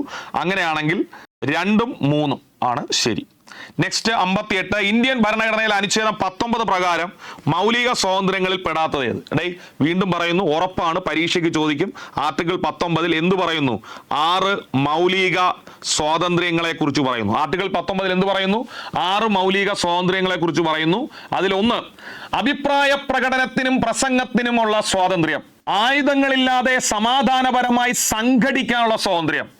സംഘടനകൾ രൂപീകരിക്കാനുള്ള സ്വാതന്ത്ര്യം. സഞ്ചാര സ്വാതന്ത്ര്യം. ഇന്ത്യയിൽ താമസിക്കാനുള്ള സ്വാതന്ത്ര്യം. മാന്യമായ തൊഴിലും വ്യാപാരവും ബിസിനസ്സും ചെയ്യാനുള്ള സ്വാതന്ത്ര്യം. ഇങ്ങനെ എത്ര സ്വാതന്ത്ര്യമുണ്ട്? 6. ഒന്നുകൂടി, അഭിപ്രായം പറയാം, സമാധാനപരമായി സംഘടിക്കാം, അസോസിയേഷനും യൂണിയനുകളും ഉണ്ടാക്കാം, സഞ്ചരിക്കാം, താമസിക്കാം, മാന്യമായ തൊഴിൽ ചെയ്യാം. ഇത്രയും സ്വാതന്ത്ര്യങ്ങളെ ആർട്ടിക്കിൾ 19 പറയുന്നു. അതിൽ അഭിപ്രായ പ്രകടനം, പ്രസംഗം അതിനകത്ത് ഉൾപ്പെടുന്നതാണ് ആവിഷ്കാര സ്വാതന്ത്ര്യം. അപ്പോൾ അത് വരും. അപ്പോൾ ഉൾപ്പെടാത്തതാണ് ചോദിച്ചിരിക്കുന്നത്. സംഘടനാ സ്വാതന്ത്ര്യം വരും, എന്നാൽ വിദ്യാഭ്യാസ സ്വാതന്ത്ര്യം എന്നൊരു കാര്യം ഇല്ല. ഉത്തരം സി ആണ്. ഓക്കെ. 59. പൗരാവകാശങ്ങളിൽ പ്രധാനപ്പെട്ടതും അടിസ്ഥാനപരവുമായ അവകാശം ഏതാണ്? ജീവിക്കുന്നതിനുള്ള അവകാശം. 60. 6 മുതൽ 14 വയസ്സ് വരെയുള്ള കുട്ടികൾക്ക് നിർബന്ധിതവും സൗജന്യവുമായ വിദ്യാഭ്യാസം. വളരെ ഇമ്പോർട്ടൻ്റ് ആണ്. പരീക്ഷയ്ക്ക് ചോദിക്കും. ഈ ഭേദഗതി പഠിച്ചിട്ട് പോവുക. ഏത് ഭേദഗതി? 86-ാം ഭേദഗതി. ഏത് ഭേദഗതി? 86-ാം ഭേദഗതി. വിദ്യാഭ്യാസം മൗലികാവകാശമാക്കിയ ഭേദഗതിയാണ് 86-ാം ഭേദഗതി. 86-ാം ഭേദഗതി ഏത് വർഷമായിരുന്നു? 2002. അന്ന് ഇന്ത്യയുടെ പ്രധാനമന്ത്രിയായിരുന്നത് അടൽ ബിഹാരി വാജ്പേയി, പ്രസിഡന്റ് ആയിരുന്നത് APJ അബ്ദുൽ കലാം. ഇന്ത്യൻ ഭരണഘടനയിൽ പുതിയൊരു വകുപ്പ് കൂട്ടിച്ചേർത്തു, 21A, റൈറ്റ് ടു എഡ്യൂക്കേഷൻ. 6 വയസ്സിനും 14 വയസ്സിനും ഇടയിൽ പ്രായമുള്ള കുട്ടിക്ക് സൗജന്യവും നിർബന്ധിതവുമായ വിദ്യാഭ്യാസം ഉറപ്പാക്കണം എന്ന് പറയുന്ന ആർട്ടിക്കിളാണ് 21A, കുട്ടിയുടെ മൗലിക അവകാശമാക്കി. അത് 86-ാം ഭേദഗതിയിലൂടെയാണ്. 2002-ലാണ്. അടൽ ബിഹാരി വാജ്പേയി ആണ്, APJ അബ്ദുൽ കലാമാണ് 21A എന്ന ആർട്ടിക്കിൾ ഭരണഘടനയുടെ മൗലികാവസ്ഥയിൽ കൂട്ടിച്ചേർത്തു. അതാണ് ഇവിടുത്തെ ചോദ്യം. 6 മുതൽ 14 വയസ്സ് വരെയുള്ള കുട്ടികൾക്ക് നിർബന്ധവും സൗജന്യവുമായ വിദ്യാഭ്യാസം ഉറപ്പുവരുത്തുന്ന അനുച്ഛേദം 21A. 61 ചൂഷണത്തിനെതിരെ ഇന്ത്യൻ ഭരണഘടനയിൽ പറഞ്ഞിരിക്കുന്ന വകുപ്പുകൾ. അപ്പോൾ ഒന്നുകൂടി നമുക്ക് പഠിക്കാം. സമത്വമാണെങ്കിൽ 14 മുതൽ 18 വരെ, സ്വാതന്ത്ര്യമാണെങ്കിൽ 19 മുതൽ 22 വരെ, ചൂഷണമാണെങ്കിൽ 23-ഉം 24-ഉം. 23 നിർബന്ധിത തൊഴിൽ നിരോധനം, 24 ബാലവേല നിരോധനം. 24 ബാലവേല നിരോധനം. അപ്പൊ ചൂഷണത്തിനെതിരെ വരുന്നത് 23-ഉം 24-ഉം. ഓക്കെ. 62 ഭരണഘടനയുടെ ആർട്ടിക്കിൾ 24 പ്രകാരം നിരോധിക്കപ്പെട്ടത് ഏത്? ബാലവേല. 63 ഭരണഘടനയിൽ മതസ്വാതന്ത്ര്യത്തിനുള്ള അവകാശത്തെ സംബന്ധിച്ച് പ്രതിപാദിക്കുന്നത്. വീണ്ടും പഠിക്കുന്നു. 14 മുതൽ 18 വരെ സമത്വം, 19 മുതൽ 22 വരെ സ്വാതന്ത്ര്യം, 23-ഉം 24-ഉം ചൂഷണത്തിനെതിരെയുള്ള അവകാശം, 25 മുതൽ 28 വരെയാണ് മതസ്വാതന്ത്ര്യത്തിനുള്ള അവകാശം. Option D. 64 ഇന്ത്യൻ ഭരണഘടനയുടെ ഏത് ആർട്ടിക്കിളാണ് മൈനോറിറ്റി എന്ന വാക്ക് പ്രത്യക്ഷപ്പെടുന്നത്? അപ്പോ 14 മുതൽ 18 വരെ സമത്വം, 19 മുതൽ 22 വരെ സ്വാതന്ത്ര്യം, 23, 24 ചൂഷണത്തിനെതിരെ, 25, 28 മതസ്വാതന്ത്ര്യം, 29, 30 സാംസ്കാരികവും വിദ്യാഭ്യാസപരവുമായ അവകാശം. പൂർണ്ണമായിട്ട് ശ്രദ്ധിച്ചോ. സാംസ്കാരികവും വിദ്യാഭ്യാസപരവുമായ അവകാശമാണ് ആർട്ടിക്കിൾ 29-ഉം 30-ഉം. അതിൽ 29-ലാണ് ആദ്യമായിട്ട് ഏത് വാക്ക് വരുന്നത്? മൈനോറിറ്റി. അതുകൊണ്ട് തന്നെ പരീക്ഷയ്ക്ക് ചോദിക്കും, ന്യൂനപക്ഷ സംരക്ഷണവുമായി ബന്ധപ്പെട്ട മൗലിക അവകാശം ഏത്? 29, 30 വരുന്ന 5-ാമത്തെ മൗലികാവകാശം സാംസ്കാരികവും വിദ്യാഭ്യാസപരവുമായ അവകാശം. എടുത്തു പഠിപ്പിക്കുകയാണ്. സാംസ്കാരികവും വിദ്യാഭ്യാസപരമായ അവകാശത്തെയാണ് എന്തെന്ന് പറയുന്നത്? ന്യൂനപക്ഷ സംരക്ഷണം എന്ന് പറയുന്നത്. അതുകൊണ്ട് തന്നെ മൈനോറിറ്റി എന്ന വാക്ക് ആദ്യം പ്രത്യക്ഷപ്പെടുന്നത് ആർട്ടിക്കിൾ 29-ലാണ്. ന്യൂനപക്ഷങ്ങൾക്ക് അവരുടെ ഭാഷ, ലിപി, സംസ്കാരം എന്നിവയുടെ സംരക്ഷണം ഉറപ്പു നൽകുന്ന അവകാശം നമ്മളിപ്പോൾ പഠിച്ചതാണ് സാംസ്കാരികവും വിദ്യാഭ്യാസപരവുമായ അവകാശം. 66 ഇന്ത്യൻ ഭരണഘടനയുടെ ഹൃദയവും ആത്മാവും എന്ന് വിശേഷിപ്പിക്കപ്പെടുന്ന മൗലിക അവകാശം ഏത്? തെറ്റിക്കരുത്. ഭരണഘടനാ പരിഹാരങ്ങൾക്കുള്ള അവകാശം ആർട്ടിക്കിൾ 32. ഇതിനെ ഇന്ത്യൻ ഭരണഘടനയുടെ ഹൃദയവും ആത്മാവും എന്ന് വിശേഷിപ്പിച്ചത് ഡോക്ടർ BR അംബേദ്കർ ആണ്. അപ്പൊ നമുക്ക് 6 മൗലിക അവകാശങ്ങളാണുള്ളത്. പഠിച്ചോ. 14 മുതൽ 18 വരെ സമത്വത്തിനുള്ള അവകാശം, 19 മുതൽ 22 വരെ സ്വാതന്ത്ര്യത്തിനുള്ള അവകാശം, 23, 24 ചൂഷണത്തിനെതിരെയുള്ള അവകാശം, 25 മുതൽ 28 വരെ മതസ്വാതന്ത്ര്യത്തിനുള്ള അവകാശം, 29, 30 സാംസ്കാരികവും വിദ്യാഭ്യാസപരവുമായ അവകാശം അഥവാ ന്യൂനപക്ഷ സംരക്ഷണം, 32 ഭരണഘടനാ പ്രതിവിധിക്കുള്ള അവകാശം. ഡോക്ടർ BR അംബേദ്കർ ഹൃദയവും ആത്മാവും എന്ന് വിശേഷിപ്പിച്ചത് ആർട്ടിക്കിൾ 32-നെയാണ്. ഓക്കെ. നെക്സ്റ്റ്, മൗലിക അവകാശങ്ങൾ പുനഃസ്ഥാപിക്കാൻ വേണ്ടി കോടതികൾ പുറപ്പെടുവിക്കുന്ന ഉത്തരവുകളുടെ പേര് റിട്ട് എന്നാണ്. അടുത്തത് മാർഗനിർദ്ദേശ തത്വങ്ങൾ എന്നുള്ള ചോദ്യത്തിലേക്ക് കടക്കാം. ഇന്ത്യൻ ഭരണഘടനയിലെ സ്റ്റേറ്റ് പോളിസിയുടെ ഡയറക്റ്റീവ് തത്വങ്ങൾ അഥവാ ഇൻസ്ട്രുമെന്റ് ഓഫ് ഇൻസ്ട്രക്ഷൻ എന്ന് രേഖപ്പെടുത്തിയിരിക്കുന്നത് ഇവിടെ. അതായത് നമ്മുടെ ഭരണഘടനയിൽ മാർഗനിർദ്ദേശക തത്വങ്ങളില്ലേ, അത് ഇൻസ്ട്രുമെന്റ് ഓഫ് ഇൻസ്ട്രക്ഷൻസ് എന്ന പേരിൽ ബ്രിട്ടീഷ് ഭരണകാലഘട്ടത്ത് ഒരിടത്ത് രേഖപ്പെടുത്തിയിരുന്നു. ഒന്നുകൂടി ഞാൻ പറയാം. നമ്മുടെ മാർഗനിർദ്ദേശ തത്വങ്ങളുടെ മാതൃകയിൽ ഇൻസ്ട്രുമെന്റ് ഓഫ് ഇൻസ്ട്രക്ഷൻ എന്ന രീതിയിൽ ബ്രിട്ടീഷ് റൂളിൽ ഒരു സ്ഥലത്ത് രേഖപ്പെടുത്തിയിരുന്നു. എവിടെ? വേറെ ഒരിടത്തുമല്ല. 1935-ലെ ഗവൺമെന്റ് ഓഫ് ഇന്ത്യ ആക്ട്. 1935-ലെ ഗവൺമെന്റ് ഓഫ് ഇന്ത്യ ആക്ടിൽ ഇൻസ്ട്രുമെന്റ് ഓഫ് ഇൻസ്ട്രക്ഷൻസ് എന്ന് രേഖപ്പെടുത്തിയിരുന്നത് എന്തിനെയാണ്? നമ്മുടെ മാർഗനിർദ്ദേശക തത്വങ്ങളെയാണ്. 69 രാഷ്ട്രത്തിന്റെ നിർദ്ദേശക തത്വങ്ങൾ ഏതു രാജ്യത്തിന്റെ ഭരണഘടനയിൽ നിന്ന് വന്നതാണ്? രാഷ്ട്രത്തിന്റെ നിർദ്ദേശക തത്വങ്ങൾ എന്ന ആശയം കടമെടുത്തത് അയർലൻഡിൽ നിന്നാണ്. 70 രാഷ്ട്രപിതാവായ ഗാന്ധിജിയുടെ ആശയങ്ങൾ ഉൾപ്പെടുത്തിയിരിക്കുന്നത് ഭരണഘടനയുടെ ഏതു ഭാഗത്താണ്? ഇമ്പോർട്ടന്റ് ചോദ്യം. മഹാത്മാഗാന്ധിയുടെ ആശയങ്ങൾ ഉൾപ്പെടുത്തിയിരിക്കുന്നത് ഭരണഘടനയുടെ ഏതു ഭാഗത്ത്? നിർദ്ദേശക തത്വങ്ങളിൽ ഭരണഘടനയുടെ ഭാഗം 4-ലാണ് ഉൾപ്പെടുത്തിയിരിക്കുന്നത്. നിർദ്ദേശക തത്വങ്ങളിൽ ഇമ്പോർട്ടന്റ് ആണ്, കൃത്യമായി പഠിച്ചുകൊള്ളുക.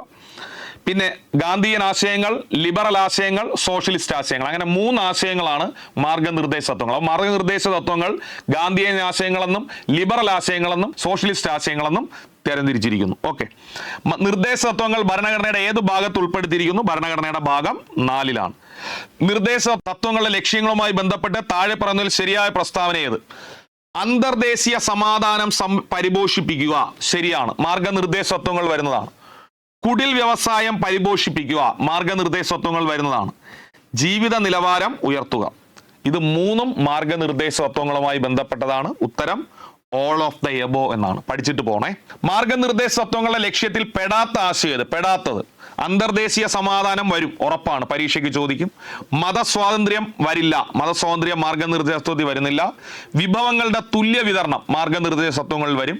ജീവിത നിലവാരം മെച്ചപ്പെടുത്തുക. അപ്പൊ വരാത്തത് രണ്ടാമത്തതാണ്, ഓപ്ഷൻ എ ആണ് ശരി ഉത്തരം. ഓക്കെ, 74ാമത്തെ ചോദ്യം, നിർദ്ദേശക തത്വങ്ങളിൽ പെടാത്തവ കണ്ടുപിടിക്കുക. മദ്യനിരോധനവും കുടിൽ വ്യവസായങ്ങളുടെ വികസനവും മാർഗനിർദ്ദേശ തത്വമാണ്. അപ്പൊ നമുക്ക് വളരെ ഇമ്പോർട്ടൻ്റ് ആയ ചില മാർഗനിർദ്ദേശ തത്വങ്ങളുടെ ആർട്ടിക്കിളുകൾ ഒന്ന് അല്ലെങ്കിൽ പരിചയപ്പെടാം, അല്ലെങ്കിൽ നിർദ്ദേശ തത്വങ്ങൾ പരിചയപ്പെടാം. ഇമ്പോർട്ടൻ്റ് ആയിട്ട് നമ്മൾ ആദ്യം പഠിക്കേണ്ടത് ആർട്ടിക്കിൾ 44 മാർഗനിർദ്ദേശ തത്വമാണ്. ഏകീകൃത സിവിൽ കോഡ് പഠിച്ചോളണേ, മറന്നു പോകരുതേ. 44 ഏകീകൃത സിവിൽ കോഡ്, അതുപോലെ 40 പഞ്ചായത്തുകളുടെ രൂപീകരണം, ഇമ്പോർട്ടൻ്റ് ആർട്ടിക്കിളാണ്. ആർട്ടിക്കിൾ 40 പഞ്ചായത്തുകളുടെ രൂപീകരണം. 43 ഒരുപാട് പരീക്ഷയ്ക്ക് ചോദിക്കുന്നതാണ്, കുടിൽ വ്യവസായങ്ങളുടെ വികസനം, ആർട്ടിക്കിൾ 43. മദ്യനിരോധനം, ആർട്ടിക്കിൾ 47. ഗോവധ നിരോധനം 48. അന്താരാഷ്ട്ര സമാധാനവും സുരക്ഷിതത്വവും 51.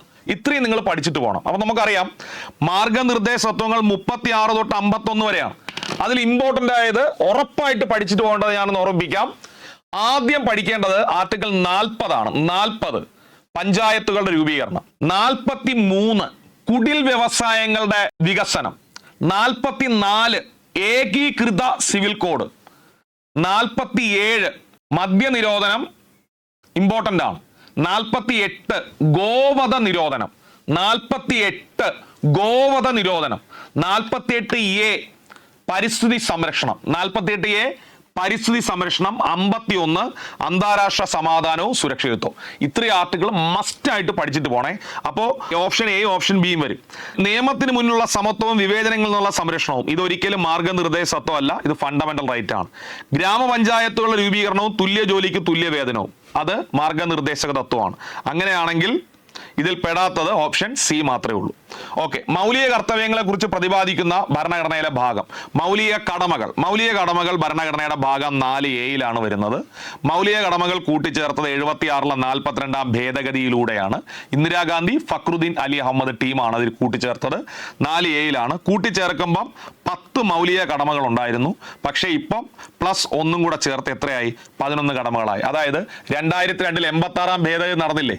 ആ ഭേദഗതി നടന്നപ്പോൾ 6 വയസ്സിനും 14 വയസ്സിനും ഇടയിൽ പ്രായമുള്ള കുട്ടിക്ക് സൗജന്യവും നിർബന്ധിതവുമായ വിദ്യാഭ്യാസം നൽകാൻ കുട്ടിയുടെ അച്ഛനും അമ്മയ്ക്കും ഉത്തരവാദിത്വം നൽകിക്കൊണ്ട് പുതിയൊരു മൗലിക കടമ കൂടി കൂട്ടിച്ചേർത്തപ്പം ഇപ്പോൾ മൗലിക കടമകളുടെ എണ്ണം 11. പക്ഷേ 76 ഇത് വരുമ്പോൾ എത്ര കടമകളെ ഉള്ളൂ? 10 കടമകളെ ഉള്ളൂ. USSRൽ നിന്നാണ് മൗലിക കടമകൾ എന്ന ആശയം കടമെടുത്തത്. USSR എന്ന ഓപ്ഷൻ ഇല്ലെങ്കിൽ റഷ്യ. മൗലിക കടമകൾ നിർദ്ദേശ കമ്മിറ്റിയുടെ പേര് സ്വരൻ സിംഗ് കമ്മിറ്റി എന്നാണ്. മൗലിക കടമകൾ നിർദ്ദേശ കമ്മിറ്റിയുടെ പേരെന്താണ്? സ്വരൻ സിംഗ് കമ്മിറ്റി. ഓക്കെ, അപ്പൊ നെക്സ്റ്റ്, ഇന്ത്യൻ ഭരണഘടനാ പ്രകാരം മൗലിക കർത്തവ്യങ്ങളുമായി ബന്ധപ്പെട്ട് താഴെ പറയുന്നവയിൽ ശരിയായ പ്രസ്താവനകളേവ? 1976 42 ഭേദഗതി പ്രകാരം കൂട്ടിച്ചേർത്തു. ശരി. 77 ജാനുവരി 3 പ്രാബല്യത്തിൽ വന്നു. കാരണം 42 ഭേദഗതി പ്രാബല്യത്തിൽ വന്ന ഡേറ്റ് ആണ്. എടുത്തു പറയണേ, 42 ഭേദഗതി നിലവിൽ വന്നത് 77 ജനുവരി 3 ശരിയാണ്. ഭരണഘടനയുടെ 4A എന്ന ഭാഗത്ത് സൂചിപ്പിക്കുന്നു. ശരിയാണ്. നിലവിൽ 10 മൗലിക കടമകളുണ്ട്. തെറ്റാണ്. ഇപ്പൊ എത്ര എണ്ണം ഉണ്ട്? 11. അപ്പൊ ശരിയായത് 1, 2, 3 മാത്രം. ഓക്കെ, അപ്പോൾ മൗലിക കടമകൾ കംപ്ലീറ്റ് ചെയ്തു. നെക്സ്റ്റ്, പഞ്ചായത്ത് രാജിലെ റീസെന്റ് ആയിട്ടുള്ള പ്രധാനപ്പെട്ട ക്വസ്റ്റ്യൻസ് നമുക്കൊന്ന് പരിചയപ്പെടാം. പഞ്ചായത്ത് രാജിനെ കുറിച്ചുള്ള താഴെ പറയുന്ന പ്രസ്താവനകൾ പരിഗണിക്കുക. അതിൽ ഏതാണ് തെറ്റെന്ന് അടയാളപ്പെടുത്തണം. തെറ്റ്. അപ്പൊ നിങ്ങൾ ഓരോ പ്രസ്താവനയും വ്യക്തമായിട്ട് പഠിച്ചു പോണേ. പഞ്ചായത്ത് രാജ് സംവിധാന പ്രകാരം 3/1 സീറ്റുകൾ, പൂർണ്ണമായിട്ട് ശ്രദ്ധിക്കുക, 3/1 സീറ്റുകൾ എല്ലാ തലങ്ങളിലും സ്ത്രീകൾക്കായി സംവരണം ചെയ്തിട്ടുണ്ട്. ശരിയാണ്. പക്ഷെ കേരളത്തിൽ ഇത് 50%. കേരളത്തിൽ 50%. ആദ്യം 50% ആക്കിയത് ബീഹാറാണ്. കേരളത്തിലും 50%. പക്ഷെ ഭരണഘടനയിൽ പറയുന്നത് എത്ര ശതമാനം എന്നേ ഉള്ളൂ? 33%, 1/3. അപ്പോൾ പ്രസ്താവന ശരിയാണ്. പഞ്ചായത്ത് രാജ് ഭരണഘടനയുടെ 12ാം ഷെഡ്യൂളുമായി ബന്ധപ്പെട്ടിരിക്കുന്നു. തെറ്റ്. പഞ്ചായത്ത് രാജ് വരുന്നത് 11ാം പട്ടികയിലാണ്. 12ാം പട്ടിക വരുന്നത് നഗരപാലിക അല്ലെങ്കിൽ മുനിസിപ്പാലിറ്റി നിയമങ്ങളാണ്. 12ാം പട്ടിക എന്താണ്? മുനിസിപ്പാലിറ്റി നിയമങ്ങളാണ്. അടുത്തത് ഗ്രാമസഭയുടെ മേൽനോട്ടത്തിലാണ് ഗ്രാമപഞ്ചായത്ത് പ്രവർത്തിക്കുന്നത്. ശരിയാണ്. ഇന്ത്യയിൽ ആദ്യമായി പഞ്ചായത്ത് രാജ് സംവിധാനം നടപ്പിലാക്കിയ സംസ്ഥാനമാണ് രാജസ്ഥാൻ. ശരിയാണ്. ഇപ്പൊ ഈ ചോദ്യത്തിന്റെ ഉത്തരം ബി ആണ്. പക്ഷേ ഈ 4 പ്രസ്താവനയെ നമുക്കൊന്ന് പഠിച്ചാലോ? പഞ്ചായത്ത് രാജ് സംവിധാന പ്രകാരം 1/3 സീറ്റുകൾ എല്ലാ തലങ്ങളിലും സ്ത്രീകൾക്കായി സംവരണം ചെയ്തിട്ടുണ്ട്. പഞ്ചായത്ത് രാജ് ഭരണഘടനയുടെ 11ാം ഷെഡ്യൂളിൽ ഉൾപ്പെടുന്നു. ഗ്രാമസഭയുടെ മേൽനോട്ടത്തിലാണ് ഗ്രാമപഞ്ചായത്ത് പ്രവർത്തിക്കുന്നത്. ഇന്ത്യയിൽ ആദ്യമായി പഞ്ചായത്ത് രാജ് നടപ്പിലാക്കിയ സംസ്ഥാനം രാജസ്ഥാനാണ്. നെക്സ്റ്റ്, പഞ്ചായത്ത് രാജിന് ഭരണഘടന അംഗീകാരം നിർദ്ദേശിച്ച കമ്മിറ്റി ഏത്? ടെക്സ്റ്റ് ബുക്കിൽ കൃത്യമായി കൊടുത്തിരിക്കുന്നു, PK തുങ്കൻ കമ്മിറ്റി. പഞ്ചായത്ത് രാജിന് ഭരണഘടന അംഗീകാരം നിർദ്ദേശിച്ച കമ്മിറ്റി PK തുങ്കൻ കമ്മിറ്റി. എന്നാൽ ത്രിതല പഞ്ചായത്ത് വേണം എന്നുള്ള ആദ്യ നിർദ്ദേശം വെച്ചത് ബൽവന്ത് റോയ് മേത്ത കമ്മിറ്റിയാണ്. ത്രിതലം മാറ്റിയിട്ട് ദ്വിതലം വേണം എന്ന് നിർദ്ദേശിച്ച കമ്മിറ്റിയാണ് Ashok Mehta committee. Okay, next, രാജ്യത്ത് ഒരേ തരത്തിലുള്ള, നോക്കിക്കോ, നഗരപാലിക സംവിധാനങ്ങൾ നടപ്പിൽ വരുത്തിയ ഭരണഘടനാ ഭേദഗതി തെരഞ്ഞെടുക്കുക. ഒരേ തരത്തിലുള്ളത് നഗരപാലിക ഭേദഗതി എത്രയാണ്? 74 ഉത്തരം ഡി. അപ്പൊ 73 ആണെങ്കിൽ പഞ്ചായത്ത് രാജ്, 74 ആണെങ്കിൽ നഗരപാലിക. ഇന്ത്യയിലെ തദ്ദേശ സ്വയംഭരണ സ്ഥാപനങ്ങളുടെ പ്രവർത്തനവുമായി ബന്ധമില്ലാത്ത കമ്മിറ്റി നമുക്കറിയാം. GVK റാവു കമ്മിറ്റിക്ക് ബന്ധമുണ്ട്, PK തുങ്കൻ കമ്മിറ്റിക്ക് ബന്ധമുണ്ട്, അശോക് മേത്ത കമ്മിറ്റിക്ക് ബന്ധമുണ്ട്, ഷാ കമ്മിറ്റിക്ക് ബന്ധം ഇല്ല. ഓക്കെ, നെക്സ്റ്റ്, ഇന്ത്യൻ ഭരണഘടനയുടെ 9A ചേർത്തത് താഴെ പറയുന്നതിൽ ഏത് വഴിയാണ്? 73, 74, 72 മുകളിൽ പറഞ്ഞതൊന്നുമല്ല. അപ്പൊ നമുക്ക് ആദ്യം 2 ഭേദഗതി പെട്ടെന്ന് പറഞ്ഞു പോവാം. 73ാം ഭേദഗതിയും 74ാം ഭേദഗതിയും. 73ാം ഭേദഗതിയും 74ാം ഭേദഗതിയും എന്തൊക്കെയായി ബന്ധപ്പെട്ടിരിക്കുന്നു? 73ാം ഭേദഗതി പഞ്ചായത്ത് രാജ്, 74ാം ഭേദഗതി നഗരപാലിക. 73ാം ഭേദഗതി പ്രകാരം ഭരണഘടനയിൽ കൂട്ടിച്ചേർത്ത ഭാഗം 9. 73ാം ഭേദഗതി പ്രകാരം ഭാഗം 9, 74ാം ഭേദഗതി പ്രകാരം 9A. ആർട്ടിക്കിൾ 243 മുതൽ 243O വരെയാണ് 73ാം ഭേദഗതി പ്രകാരം കൂട്ടിച്ചേർത്തത്. 243P മുതൽ 243ZG വരെയാണ് 74ാം ഭേദഗതി പ്രകാരം കൂട്ടിച്ചേർത്തത്. 73ാം ഭേദഗതി പ്രകാരം കൂട്ടിച്ചേർത്ത പട്ടിക 11ാം പട്ടിക, 74ാം ഭേദഗതി പ്രകാരം കൂട്ടിച്ചേർത്ത പട്ടിക 12ാം പട്ടിക. ഇതിൽ ഏതെങ്കിലും ഒന്ന് പരീക്ഷയ്ക്ക് ചോദിക്കേ. ഇതുവരെയും ഇത് പഠിക്കാത്ത കുട്ടിക്ക് ഞാൻ പറഞ്ഞ സ്പീഡിൽ മനസ്സിലാവില്ല. പഠിച്ച കുട്ടികൾ ഇത് ഒന്നുകൂടി റിവിഷൻ ചെയ്തിട്ട് പോവുക. പഞ്ചായത്ത് രാജ് സ്ഥാപനങ്ങളുമായി ബന്ധപ്പെട്ട ഭേദഗതി 73, നഗരപാലിക സ്ഥാപനങ്ങളുമായി ബന്ധപ്പെട്ടത് 74. 9ാമത്തെ ഭാഗം കൂട്ടിച്ചേർത്തു 73ാം ഭേദഗതി പ്രകാരം, 9A കൂട്ടിച്ചേർത്തു 74ാം ഭേദഗതി പ്രകാരം. ആർട്ടിക്കിൾ ആണെങ്കിൽ 243 മുതൽ 243O വരെ കൂട്ടിച്ചേർത്തു. ഇത് 243P മുതൽ 243ZG വരെ കൂട്ടിച്ചേർത്തു. പട്ടികയാണെങ്കിൽ 11ാം പട്ടിക, ഇവിടെ ആണെങ്കിൽ 12ാം പട്ടിക. അപ്പൊ ഇവിടുത്തെ ചോദ്യം എന്താണ്? 9A ചേർത്തത് ഏത് പ്രകാരമാണ്? നമുക്ക് ഉറപ്പായിട്ട് 9A കിടക്കുന്നത് 74ാം ഭേദഗതി. 82, പഞ്ചായത്ത് രാജുമായി ബന്ധപ്പെട്ട ശരിയായ പ്രസ്താവനകൾ ഏത്? പഞ്ചായത്ത് രാജുമായി ബന്ധപ്പെട്ട ശരിയായ പ്രസ്താവനകൾ.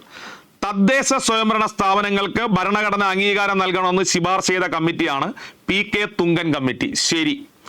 EMS നമ്പൂതിരിപ്പാട് അശോക് മേത്ത കമ്മിറ്റിയിൽ അംഗമായിരുന്നു. ശരി. അപ്പൊ നമ്മൾ പഠിച്ചു 1977 അശോക് മേത്ത കമ്മിറ്റിയിൽ അംഗമായിരുന്ന മലയാളി EMS നമ്പൂതിരിപ്പാട്. 1977 അശോക് മേത്ത കമ്മിറ്റിയിൽ അംഗമായിരുന്ന മലയാളി EMS നമ്പൂതിരിപ്പാട്. ഭരണഘടനയുടെ 71ാം ഭേദഗതി പഞ്ചായത്ത് രാജുമായി ബന്ധപ്പെട്ടിരിക്കുന്നു. നമ്മൾ പഠിച്ചല്ലോ. ഇത് തെറ്റ്. എത്രാം ഭേദഗതി? 73. അപ്പൊ ഇത് തെറ്റാണ്.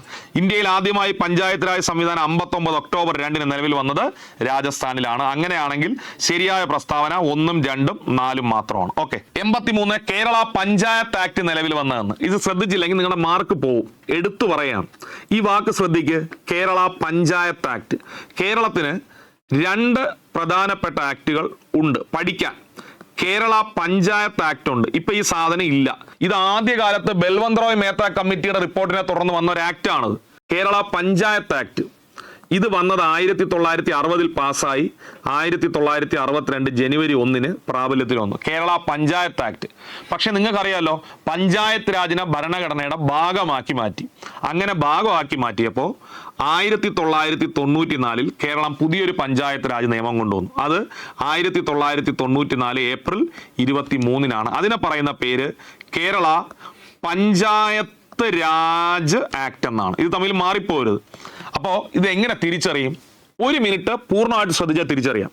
കേരള പഞ്ചായത്ത് ആക്ട്, ഇവിടെ ഒരു വേർഡ് മിസ്സിംഗ് ആണ്, രാജ്. പക്ഷെ പുതിയതിൽ ആ വേർഡുണ്ട്. ഏത്? രാജ് എന്ന് പറഞ്ഞ വേർഡുണ്ട്. അപ്പം കേരള പഞ്ചായത്ത് രാജ് ആക്ട് ആണെങ്കിൽ 94 ഏപ്രിൽ 23. കേരള പഞ്ചായത്ത് രാജ് ആക്ട് ആണെങ്കിൽ 94 ഏപ്രിൽ 23 പാസ്സായി. എന്നാൽ വെറും കേരള പഞ്ചായത്ത് ആക്ട് ആണെങ്കിൽ 60 പാസ്സായി, 62 ജാനുവരി 1 നിലവിൽ വന്നു. പരീക്ഷയ്ക്ക് ചോദിച്ചതാണ്. ഒന്നുകൂടെ ഈ വീഡിയോ റിവൈൻഡ് ചെയ്തിട്ട് ഈ പോർഷൻ ഒന്നുകൂടി കണ്ടോ, നിങ്ങൾക്ക് മനസ്സിലാവും. ഓക്കെ, കേരള പഞ്ചായത്ത് ആക്ട് നിലവിൽ വന്നതെന്ന് 1/1/1962. അപ്പൊ നിങ്ങൾ വിചാരിക്കും അപ്പൊ 94 വന്നത് ഭരണഘടനാ ഭേദഗതിക്ക് ശേഷം വന്ന കേരള പഞ്ചായത്ത് രാജ് ആക്ട് ആണ്. അത് 94 ഏപ്രിൽ 23. ഇതാണ് ഇപ്പൊ കേരളത്തിൽ പ്രാബല്യത്തിലുള്ളത്. ഇത് പഴയതാണ്. ഓക്കെ, തിരിച്ചറിയാനുള്ള മാർഗ്ഗം ഇവിടെ രാജ് വരും, പഴയതിൽ രാജില്ല. ഓക്കെ, ശരി. നെക്സ്റ്റ്, പഞ്ചായത്ത് രാജ് സ്ഥാപനങ്ങളുടെ പരിധിയിൽ വരുന്ന 29 വിഷയങ്ങൾ ഭരണഘടനയുടെ ഏത് പട്ടികയിൽ ഉൾപ്പെടുത്തിയിരിക്കുന്നു? എത്രാം പട്ടികയിൽ? 11. നമ്മൾ പഠിച്ചല്ലോ, പഞ്ചായത്ത് രാജുമായി ബന്ധപ്പെട്ടതാണ് 11ാം പട്ടിക. എത്ര വിഷയങ്ങൾ വരുന്നു? 29. നഗരപാലികയുമായി ബന്ധപ്പെട്ട പട്ടികയാണ് 12ാം പട്ടിക. എത്ര വിഷയങ്ങൾ വരുന്നു? 18 വിഷയങ്ങൾ. പഠിച്ചോളെ, പരീക്ഷയ്ക്ക് ചോദിക്കും. 85, തദ്ദേശ സ്വയംഭരണ സ്ഥാപനങ്ങളിലെ അഴിമതി, ദുർഭരണം തുടങ്ങിയ കാര്യങ്ങളിൽ പരാതി നൽകാനുള്ള സ്ഥാപനം. തദ്ദേശ സ്വയംഭരണ സ്ഥാപനങ്ങളിലെ അഴിമതി, ദുർഭരണം തുടങ്ങിയ കാര്യങ്ങളിൽ പരാതി നൽകാനുള്ള സ്ഥാപനം ഓംബുഡ്സ്മാൻ ആണ്. ആരാണ്? ഓംബുഡ്സ്മാൻ. തദ്ദേശ സ്ഥാപനങ്ങളിലെ വാർഡുകളിൽ നടക്കുന്ന ഗ്രാമസഭകളുടെ അധ്യക്ഷൻ ആരായിരിക്കും? വളരെ ഇമ്പോർട്ടൻ്റ് ആണ്. ഏറ്റവും കൂടുതൽ പരീക്ഷകളിൽ ചോദിക്കുന്നത് ഗ്രാമസഭയെക്കുറിച്ചാണ്. ഇന്ത്യൻ ഭരണഘടനയിൽ ഗ്രാമസഭയെക്കുറിച്ച് പ്രതിപാദിക്കുന്ന ആർട്ടിക്കിൾ 243A. പഞ്ചായത്ത് രാജിന്റെ അടിസ്ഥാന ഘടകം എന്നറിയപ്പെടുന്നത് ഗ്രാമസഭയാണ്. ഗ്രാമസഭ വിളിച്ചു ചേർക്കുന്നതും ഗ്രാമസഭയുടെ കൺവീനറും ആരെന്ന് ചോദിക്കും, തെറ്റിക്കരുത്. വാർഡ് മെമ്പറാണ്. നിങ്ങളുടെ വാർഡ് മെമ്പറാണ് ഗ്രാമസഭ വിളിച്ചു ചേർക്കുന്നത്. ഗ്രാമസഭയുടെ കൺവീനർ, ഗ്രാമസഭ വിളിച്ചു ചേർക്കുന്നതും ഗ്രാമസഭയുടെ കൺവീനറും വാർഡ് മെമ്പറാണ്. വാർഡ് മെമ്പറാണ്, തെറ്റിക്കരുത്. എന്നാൽ ഗ്രാമസഭയുടെ അധ്യക്ഷൻ പഞ്ചായത്ത് പ്രസിഡന്റ്.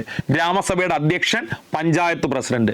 ഗ്രാമസഭയുടെ സെക്രട്ടറി പഞ്ചായത്തിന്റെ സെക്രട്ടറി. ഗ്രാമസഭയുടെ സെക്രട്ടറി പഞ്ചായത്തിന്റെ സെക്രട്ടറി. ഇമ്പോർട്ടന്റ് ആണ്, തെറ്റിക്കരുത്, പരീക്ഷയ്ക്ക് ചോദിക്കും. ഓക്കെ, അപ്പൊ തദ്ദേശ സ്ഥാപനങ്ങളിലെ വാർഡുകൾ നടക്കുന്ന ഗ്രാമസഭയുടെ അധ്യക്ഷൻ ആരാണ്?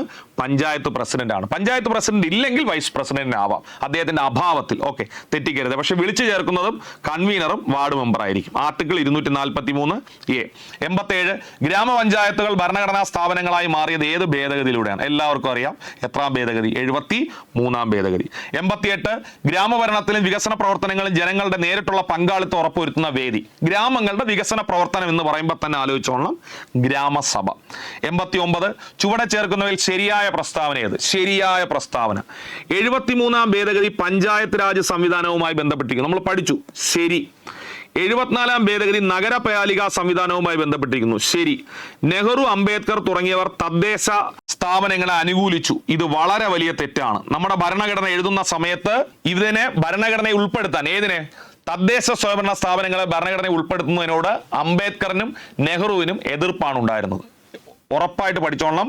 അംബേദ്കർ, നെഹ്റു എതിർത്തു. അത് മറ്റൊന്നും കൊണ്ടല്ല, ഇവിടെ നിൽക്കുന്ന കടുത്ത ജാതി വ്യവസ്ഥ ഉള്ള സമയത്ത് പഞ്ചായത്തുകൾ കൊണ്ടുവരുന്നത് ശരിയാവില്ല എന്ന് അംബേദ്കർ അഭിപ്രായപ്പെട്ടപ്പോൾ രാജ്യത്തിന്റെ ദേശീയത, അഖണ്ഡത നിലനിർത്താൻ നിലവിൽ പഞ്ചായത്ത് സിസ്റ്റം വേണ്ട, എല്ലാവരും ഒറ്റക്കെട്ടായി നിൽക്കണമെങ്കിൽ പഞ്ചായത്തുകൾ കൊണ്ടുവരേണ്ട സിസ്റ്റം, പഞ്ചായത്തുകൾ ഇപ്പോൾ കൊണ്ടുവരേണ്ട കാര്യമില്ല, അഖണ്ഡതയ്ക്ക് വേണ്ടി നമുക്കിപ്പോൾ പഞ്ചായത്തിനെ ഒഴിവാക്കാം എന്ന് പറഞ്ഞത് നെഹ്റുവാണ്. അപ്പൊ നെഹ്റു, അംബേദ്കറും ഭരണഘടനയിൽ പഞ്ചായത്ത് രാജ് സ്ഥാപനങ്ങളെ ഉൾപ്പെടുത്തുന്നതോട് അനുകൂലിക്കുകയല്ല ചെയ്തത്, പ്രതികൂലിക്കുകയാണ് ചെയ്തത്. പഠിച്ചോളണം. അപ്പൊ ഇതിൽ അനുകൂലിച്ചു എന്ന് കൊടുത്തിരിക്കുന്നത് തെറ്റാണ്. അപ്പൊ ശരിയായ പ്രസ്താവന 1ഉം 2ഉം മാത്രമാണ്. നെക്സ്റ്റ് 90, 73ാം ഭരണഘടനാ ഭേദഗതിയുമായി ബന്ധപ്പെട്ട് ശരിയായ പ്രസ്താവന ഏത്? 73, ത്രിതല ഭരണ സംവിധാനം പ്രാദേശിക തലത്തിൽ ചെയ്യുന്നു. ശരിയാണ്. ജില്ലാ പഞ്ചായത്താണ് മേൽഘടകം. ശരിയാണ്. എല്ലാ സംസ്ഥാനങ്ങളിലും ത്രിതല തദ്ദേശീയ ഭരണ സംവിധാനം അത്യന്താപേക്ഷിതമെന്നാണ് കൊടുത്തിരിക്കുന്നത്. അങ്ങനെയില്ല. +2ന്റെ ടെക്സ്റ്റ് ബുക്കിൽ വളരെ കൃത്യമായി കൊടുത്തിരിക്കുന്നു, ജനസംഖ്യ കുറഞ്ഞ സംസ്ഥാനമാണെങ്കിൽ ത്രിതല സംവിധാനമില്ല, ദ്വിതല സംവിധാനമാണെങ്കിലും സാരമില്ല എന്നാണ് കൊടുത്തിരിക്കുന്നത്. കൃത്യമായിട്ട് +2 NCERT ടെക്സ്റ്റ് ബുക്കിൽ കൊടുത്തിട്ടുണ്ട്. അതുകൊണ്ട് തന്നെ എല്ലാ സംസ്ഥാനങ്ങളിലും ത്രിതല തദ്ദേശീയ ഭരണ സംവിധാനം അത്യന്താപേക്ഷിതമാണ് എന്ന് പറഞ്ഞാൽ അത് തെറ്റാണ്, അത്യന്താപേക്ഷിതം അല്ല. അപ്പൊ 1ഉം 2ഉം മാത്രമാണ് ശരിയായിട്ടുള്ളത്. ഓക്കെ, നെക്സ്റ്റ് 91, ചുവടെ ചേർക്കുന്ന പ്രസ്താവനകൾ ശരിയേത്? തദ്ദേശ ഭരണ സ്ഥാപനങ്ങളിൽ സ്ത്രീകൾക്ക് 50% സീറ്റുകൾ സംവരണം ചെയ്തിരിക്കുന്നു. തെറ്റാണ്. 33% ഉള്ളൂ. ചില സംസ്ഥാനങ്ങളിൽ അത് ഹൈക്ക് ചെയ്ത് 50% വരെ ആക്കിയിട്ടേ ഉള്ളൂ. ഭരണഘടനാ പ്രകാരം 33% ഉള്ളത് തെറ്റാണ്. ജനസംഖ്യയ്ക്ക് ആനുപാതികമായ SC/ST വിഭാഗങ്ങൾക്ക് സംവരണം നൽകുന്നു. ശരിയാണ്, വളരെ ശരിയാണ്. ആവശ്യമെങ്കിൽ സംസ്ഥാനങ്ങൾക്ക് OBC വിഭാഗത്തിന് സംവരണം നൽകാവുന്നതാണ്. ഇമ്പോർട്ടന്റ് ആണ്, ശ്രദ്ധിച്ചോ. പഞ്ചായത്തുകളിൽ OBC വിഭാഗങ്ങൾക്ക് സംവരണം നൽകാൻ സംസ്ഥാനങ്ങൾക്ക് കഴിയുമെന്ന് പറഞ്ഞാൽ പ്രസ്താവന ശരി. ഒരിക്കൽ കൂടി പറയുന്നു, സംസ്ഥാനങ്ങളിൽ OBC വിഭാഗങ്ങൾക്ക് സംവരണം നൽകാൻ സംസ്ഥാനങ്ങൾക്ക് കഴിയുമെന്ന് പറഞ്ഞാൽ പ്രസ്താവന ശരിയാണ്. 2ഉം 3ഉം ശരിയാണ്. അപ്പോൾ ഓപ്ഷൻ സി ആണ് ഉത്തരം. 92 ചുവടെ ചേർക്കുന്ന പ്രസ്താവനയിൽ ശരിയത്. സംസ്ഥാന ഗവൺമെന്റ് സംസ്ഥാന ധനകാര്യ കമ്മീഷനെ നിയമിക്കുന്നു. വളരെ ശരി. സംസ്ഥാന ധനകാര്യ കമ്മീഷൻ കാലാവധി 4 വർഷം എന്നാണ് കൊടുത്തേക്കുന്നത്. തെറ്റ്, 5 വർഷമാണ്. അപ്പോൾ അത് തെറ്റ്. തദ്ദേശ സ്ഥാപനങ്ങളുടെ സാമ്പത്തിക നില പരിശോധിക്കുന്നത് സംസ്ഥാന ധനകാര്യ കമ്മീഷനാണ്. ശരി. അപ്പോൾ 1ഉം ശരിയാണ്, 3ഉം ശരിയാണ്. 93 കേരള സ്റ്റേറ്റ് ഇലക്ഷൻ കമ്മീഷനുമായി ബന്ധപ്പെട്ട ശരിയായ പ്രസ്താവന. ഇമ്പോർട്ടന്റ് ആണ്, ചിലപ്പോൾ ഇത്തവണത്തെ പരീക്ഷയ്ക്ക് ഇത് വീണ്ടും ചോദിക്കും. 1993 ഡിസംബർ 3-നാണ് കേരള സ്റ്റേറ്റ് ഇലക്ഷൻ കമ്മീഷൻ വരുന്നത്. വളരെ വളരെ ഇമ്പോർട്ടന്റ്. 93 ഡിസംബർ 3-ന്. ശരി, പഠിച്ചോളേ, എഴുതി പഠിച്ചോളേ. രണ്ടാമത്തെ സ്റ്റേറ്റ്മെന്റ്, ഇന്ത്യൻ ഭരണഘടനയുടെ ആർട്ടിക്കിൾ 243 പ്രകാരമാണ് സ്റ്റേറ്റ് ഇലക്ഷൻ കമ്മീഷൻ സ്ഥാപിതമായത്. വളരെ ശരിയാണ്, ഇമ്പോർട്ടന്റ് ആണ്. ഈ ആർട്ടിക്കിൾ പഠിച്ചു വെച്ചോ, പരീക്ഷയ്ക്ക് ചോദിക്കും. സ്റ്റേറ്റ് ഇലക്ഷൻ കമ്മീഷൻ രൂപീകരിക്കുന്ന ആർട്ടിക്കിൾ 243 ശരിയാണ്. പഞ്ചായത്ത്, മുനിസിപ്പാലിറ്റി, കോർപ്പറേഷൻ തെരഞ്ഞെടുപ്പുകൾ നടത്തുക എന്നാണ് കമ്മീഷന്റെ പ്രധാന ചുമതല. ശരിയാണ്. പഞ്ചായത്ത്, നിയമസഭാ മണ്ഡലം, കോർപ്പറേഷൻ, മുനിസിപ്പാലിറ്റി എന്നിവയുടെ അതിർത്തി നിർണയം സ്റ്റേറ്റ് ഇലക്ഷൻ കമ്മീഷന്റെ ചുമതലയാണ്. വളരെ വലിയ തെറ്റാണ്. നിയമസഭാ മണ്ഡലത്തിന്റെ അതിർത്തി നിർണയത്തിലൊന്നും സംസ്ഥാന ഇലക്ഷൻ കമ്മീഷന് യാതൊരുവിധ റോളും ഇല്ല. അപ്പൊ സംസ്ഥാന ഇലക്ഷൻ കമ്മീഷനെ കുറിച്ച് ഞാൻ ഈ പറയുന്ന 4 പോയിന്റ് നിങ്ങൾ പഠിച്ചു വച്ചിരിക്കുക. ഇന്ത്യൻ ഭരണഘടനയുടെ 243 പ്രകാരമാണ് സംസ്ഥാന ഇലക്ഷൻ കമ്മീഷൻ വരുന്നത്. കേരളത്തിൽ സംസ്ഥാന ഇലക്ഷൻ കമ്മീഷൻ വന്നത് 93 ഡിസംബർ 3-നാണ്. പഞ്ചായത്ത്, മുനിസിപ്പാലിറ്റി, കോർപ്പറേഷൻ, അതായത് തദ്ദേശ സ്വയംഭരണ സ്ഥാപനങ്ങളുടെ തെരഞ്ഞെടുപ്പ് നടത്താനുള്ള അധികാരം സംസ്ഥാന ഇലക്ഷൻ കമ്മീഷനാണ്. സംസ്ഥാന ഇലക്ഷൻ കമ്മീഷൻ കേന്ദ്ര ഇലക്ഷൻ കമ്മീഷൻ പോലെ ഒരു സ്വതന്ത്ര അധികാരമുള്ള സ്ഥാപനമാണ്. ഇത്രയും പ്രസ്താവന കൃത്യമായി പഠിച്ചുകൊള്ളുക. ഓക്കെ. 94 74ാം ഭരണഘടനാ ഭേദഗതിയുമായി ബന്ധമില്ലാത്ത പ്രസ്താവന. 74 12ാം പട്ടിക ഭരണഘടനയിൽ കൂട്ടിച്ചേർത്തു. വളരെ ശരി. ത്രിതല സംവിധാനം നിലവിൽ വന്നു. തെറ്റ്. നഗരപാലികയിൽ ത്രിതലമില്ല. നഗരപാലികയിൽ ത്രിതലമില്ല. മുനിസിപ്പാലിറ്റിയിൽ ത്രിതലമില്ല. അപ്പൊ പിന്നെ 74 ത്രിതലം വരും. അപ്പൊ ത്രിതലം ഇല്ല. പ്രാദേശിക ഭരണ സ്ഥാപനങ്ങളിൽ സംവരണം നടപ്പിലാക്കി. സംവരണമുണ്ട്. സംസ്ഥാന തെരഞ്ഞെടുപ്പ് കമ്മീഷൻ നിലവിൽ വന്നു. നിലവിൽ വന്നു എന്ന് പൂർണ്ണമായിട്ട് പറയുന്നത് ശരിയല്ല, എങ്കിലും സംസ്ഥാന തെരഞ്ഞെടുപ്പ് കമ്മീഷൻ 74ാം ഭേദഗതിയുമായി ബന്ധമുണ്ട്. അപ്പൊ അതും ശരിയാണ്. അങ്ങനെയാണെങ്കിൽ ഓപ്ഷൻ ബി ആണ് ബന്ധമില്ലാത്തത്, PQ. ഓക്കെ. 95 പഞ്ചായത്ത് രാജ് സമൃദ്ധവുമായി ബന്ധപ്പെട്ട 2 വ്യക്തിത്വങ്ങളെ തിരിച്ചറിയുക. വളരെ സിമ്പിൾ ആയിട്ടുള്ള ചോദ്യമാണ്. അശോക് മേത്ത, ബൽവന്ത് റോയ് മേത്ത. 96 ഇന്ത്യൻ ഭരണഘടനയിലെ ഏത് ആർട്ടിക്കിളാണ് ഗ്രാമസഭയുടെ അധികാരങ്ങളും പ്രവർത്തനങ്ങളും പറയുന്നത്? നമ്മൾ പഠിച്ചു, 243A. 97 ഗ്രാമപഞ്ചായത്തുകൾക്ക് ടാക്സുകൾ ഏർപ്പെടുത്താനും തിരിച്ചെടുക്കാനും അധികാരം നൽകുന്നത് ഇന്ത്യൻ ഭരണഘടനയിലെ ഏത് അനുച്ഛേദമാണ്? ടാക്സ് ഇമ്പോർട്ടന്റ് ആണ്. റീസെന്റ് ചോദ്യം 243H. മറന്നുപോരുത്, 243H. പക്ഷെ ഇത്തവണത്തെ പരീക്ഷയ്ക്ക് ഞാൻ പ്രതീക്ഷിക്കുന്ന ആർട്ടിക്കിൾ 243G ആണ്. ഇത് നിങ്ങൾ വേറെ ഒരു ആർട്ടിക്കിൾ പഠിച്ചില്ലെങ്കിൽ ഇത് പഠിച്ചിട്ട് പോവുക. 243G പഞ്ചായത്തുകളുടെ അധികാരങ്ങളും ഉത്തരവാദിത്വങ്ങളും പറയുന്നതാണ് 243G. പഞ്ചായത്തുകളുടെ അധികാരം, ഉത്തരവാദിത്വം പറയുന്ന ആർട്ടിക്കിളാണ് 243G. പഠിച്ചിട്ട് പോണേ, ഇമ്പോർട്ടന്റ് ആണ്. 98 73 74 ഭരണഘടനാ ഭേദഗതികൾക്ക് മുമ്പ് പാർലമെന്റിൽ അവതരിപ്പിച്ച് പാസ്സാകാതെ പോയ പഞ്ചായത്ത് രാജ് നഗരപാലികയുമായി ബന്ധപ്പെട്ട ഭരണഘടനാ ഭേദഗതി. നമുക്കറിയാം 73 74 ഭേദഗതികളാണ് പഞ്ചായത്ത് രാജിനും നഗരപാലികയ്ക്കും ഭരണഘടനാ പദവി നൽകിയത്. പക്ഷെ അതിനു മുമ്പ് രാജീവ് ഗാന്ധിയുടെ കാലത്ത് അവതരിപ്പിച്ചിട്ട് ഫെയിൽഡ് ആയിപ്പോയ 2 ബില്ലുകളുണ്ട്. ആ ബില്ലുകളുടെ നമ്പർ ചിലപ്പോൾ പരീക്ഷയ്ക്ക് ചോദിക്കും. 64 65. 64 65. 99 ഗ്രാമസഭകളുടെ അധികാരമല്ലാത്തത് എന്ത്? ഇമ്പോർട്ടന്റ് ആണ്, പരീക്ഷയ്ക്ക് ചോദിക്കും. ഗ്രാമസഭയുടെ അധികാരം, ഒന്നാമത്തെ അധികാരം നമുക്ക് ഓർഡറിൽ പഠിക്കാം. വികസന പ്രവർത്തനങ്ങൾക്കുള്ള ആസൂത്രണത്തിനുള്ള നിർദ്ദേശങ്ങൾ നൽകുക. ഇതാണ് ആദ്യത്തെ അവരുടെ അധികാരം. അതായത് ഒരു ഗ്രാമത്തിലെ വികസനത്തിനുള്ള നിർദ്ദേശങ്ങൾ നൽകുക. 2 പഞ്ചായത്തുകൾ പ്രൊവൈഡ് ചെയ്യുന്ന ഓരോ കാര്യങ്ങളുണ്ടല്ലോ, അതിൽ ആരൊക്കെയായിരിക്കണം അതിന്റെ ഗുണഭോക്താക്കൾ?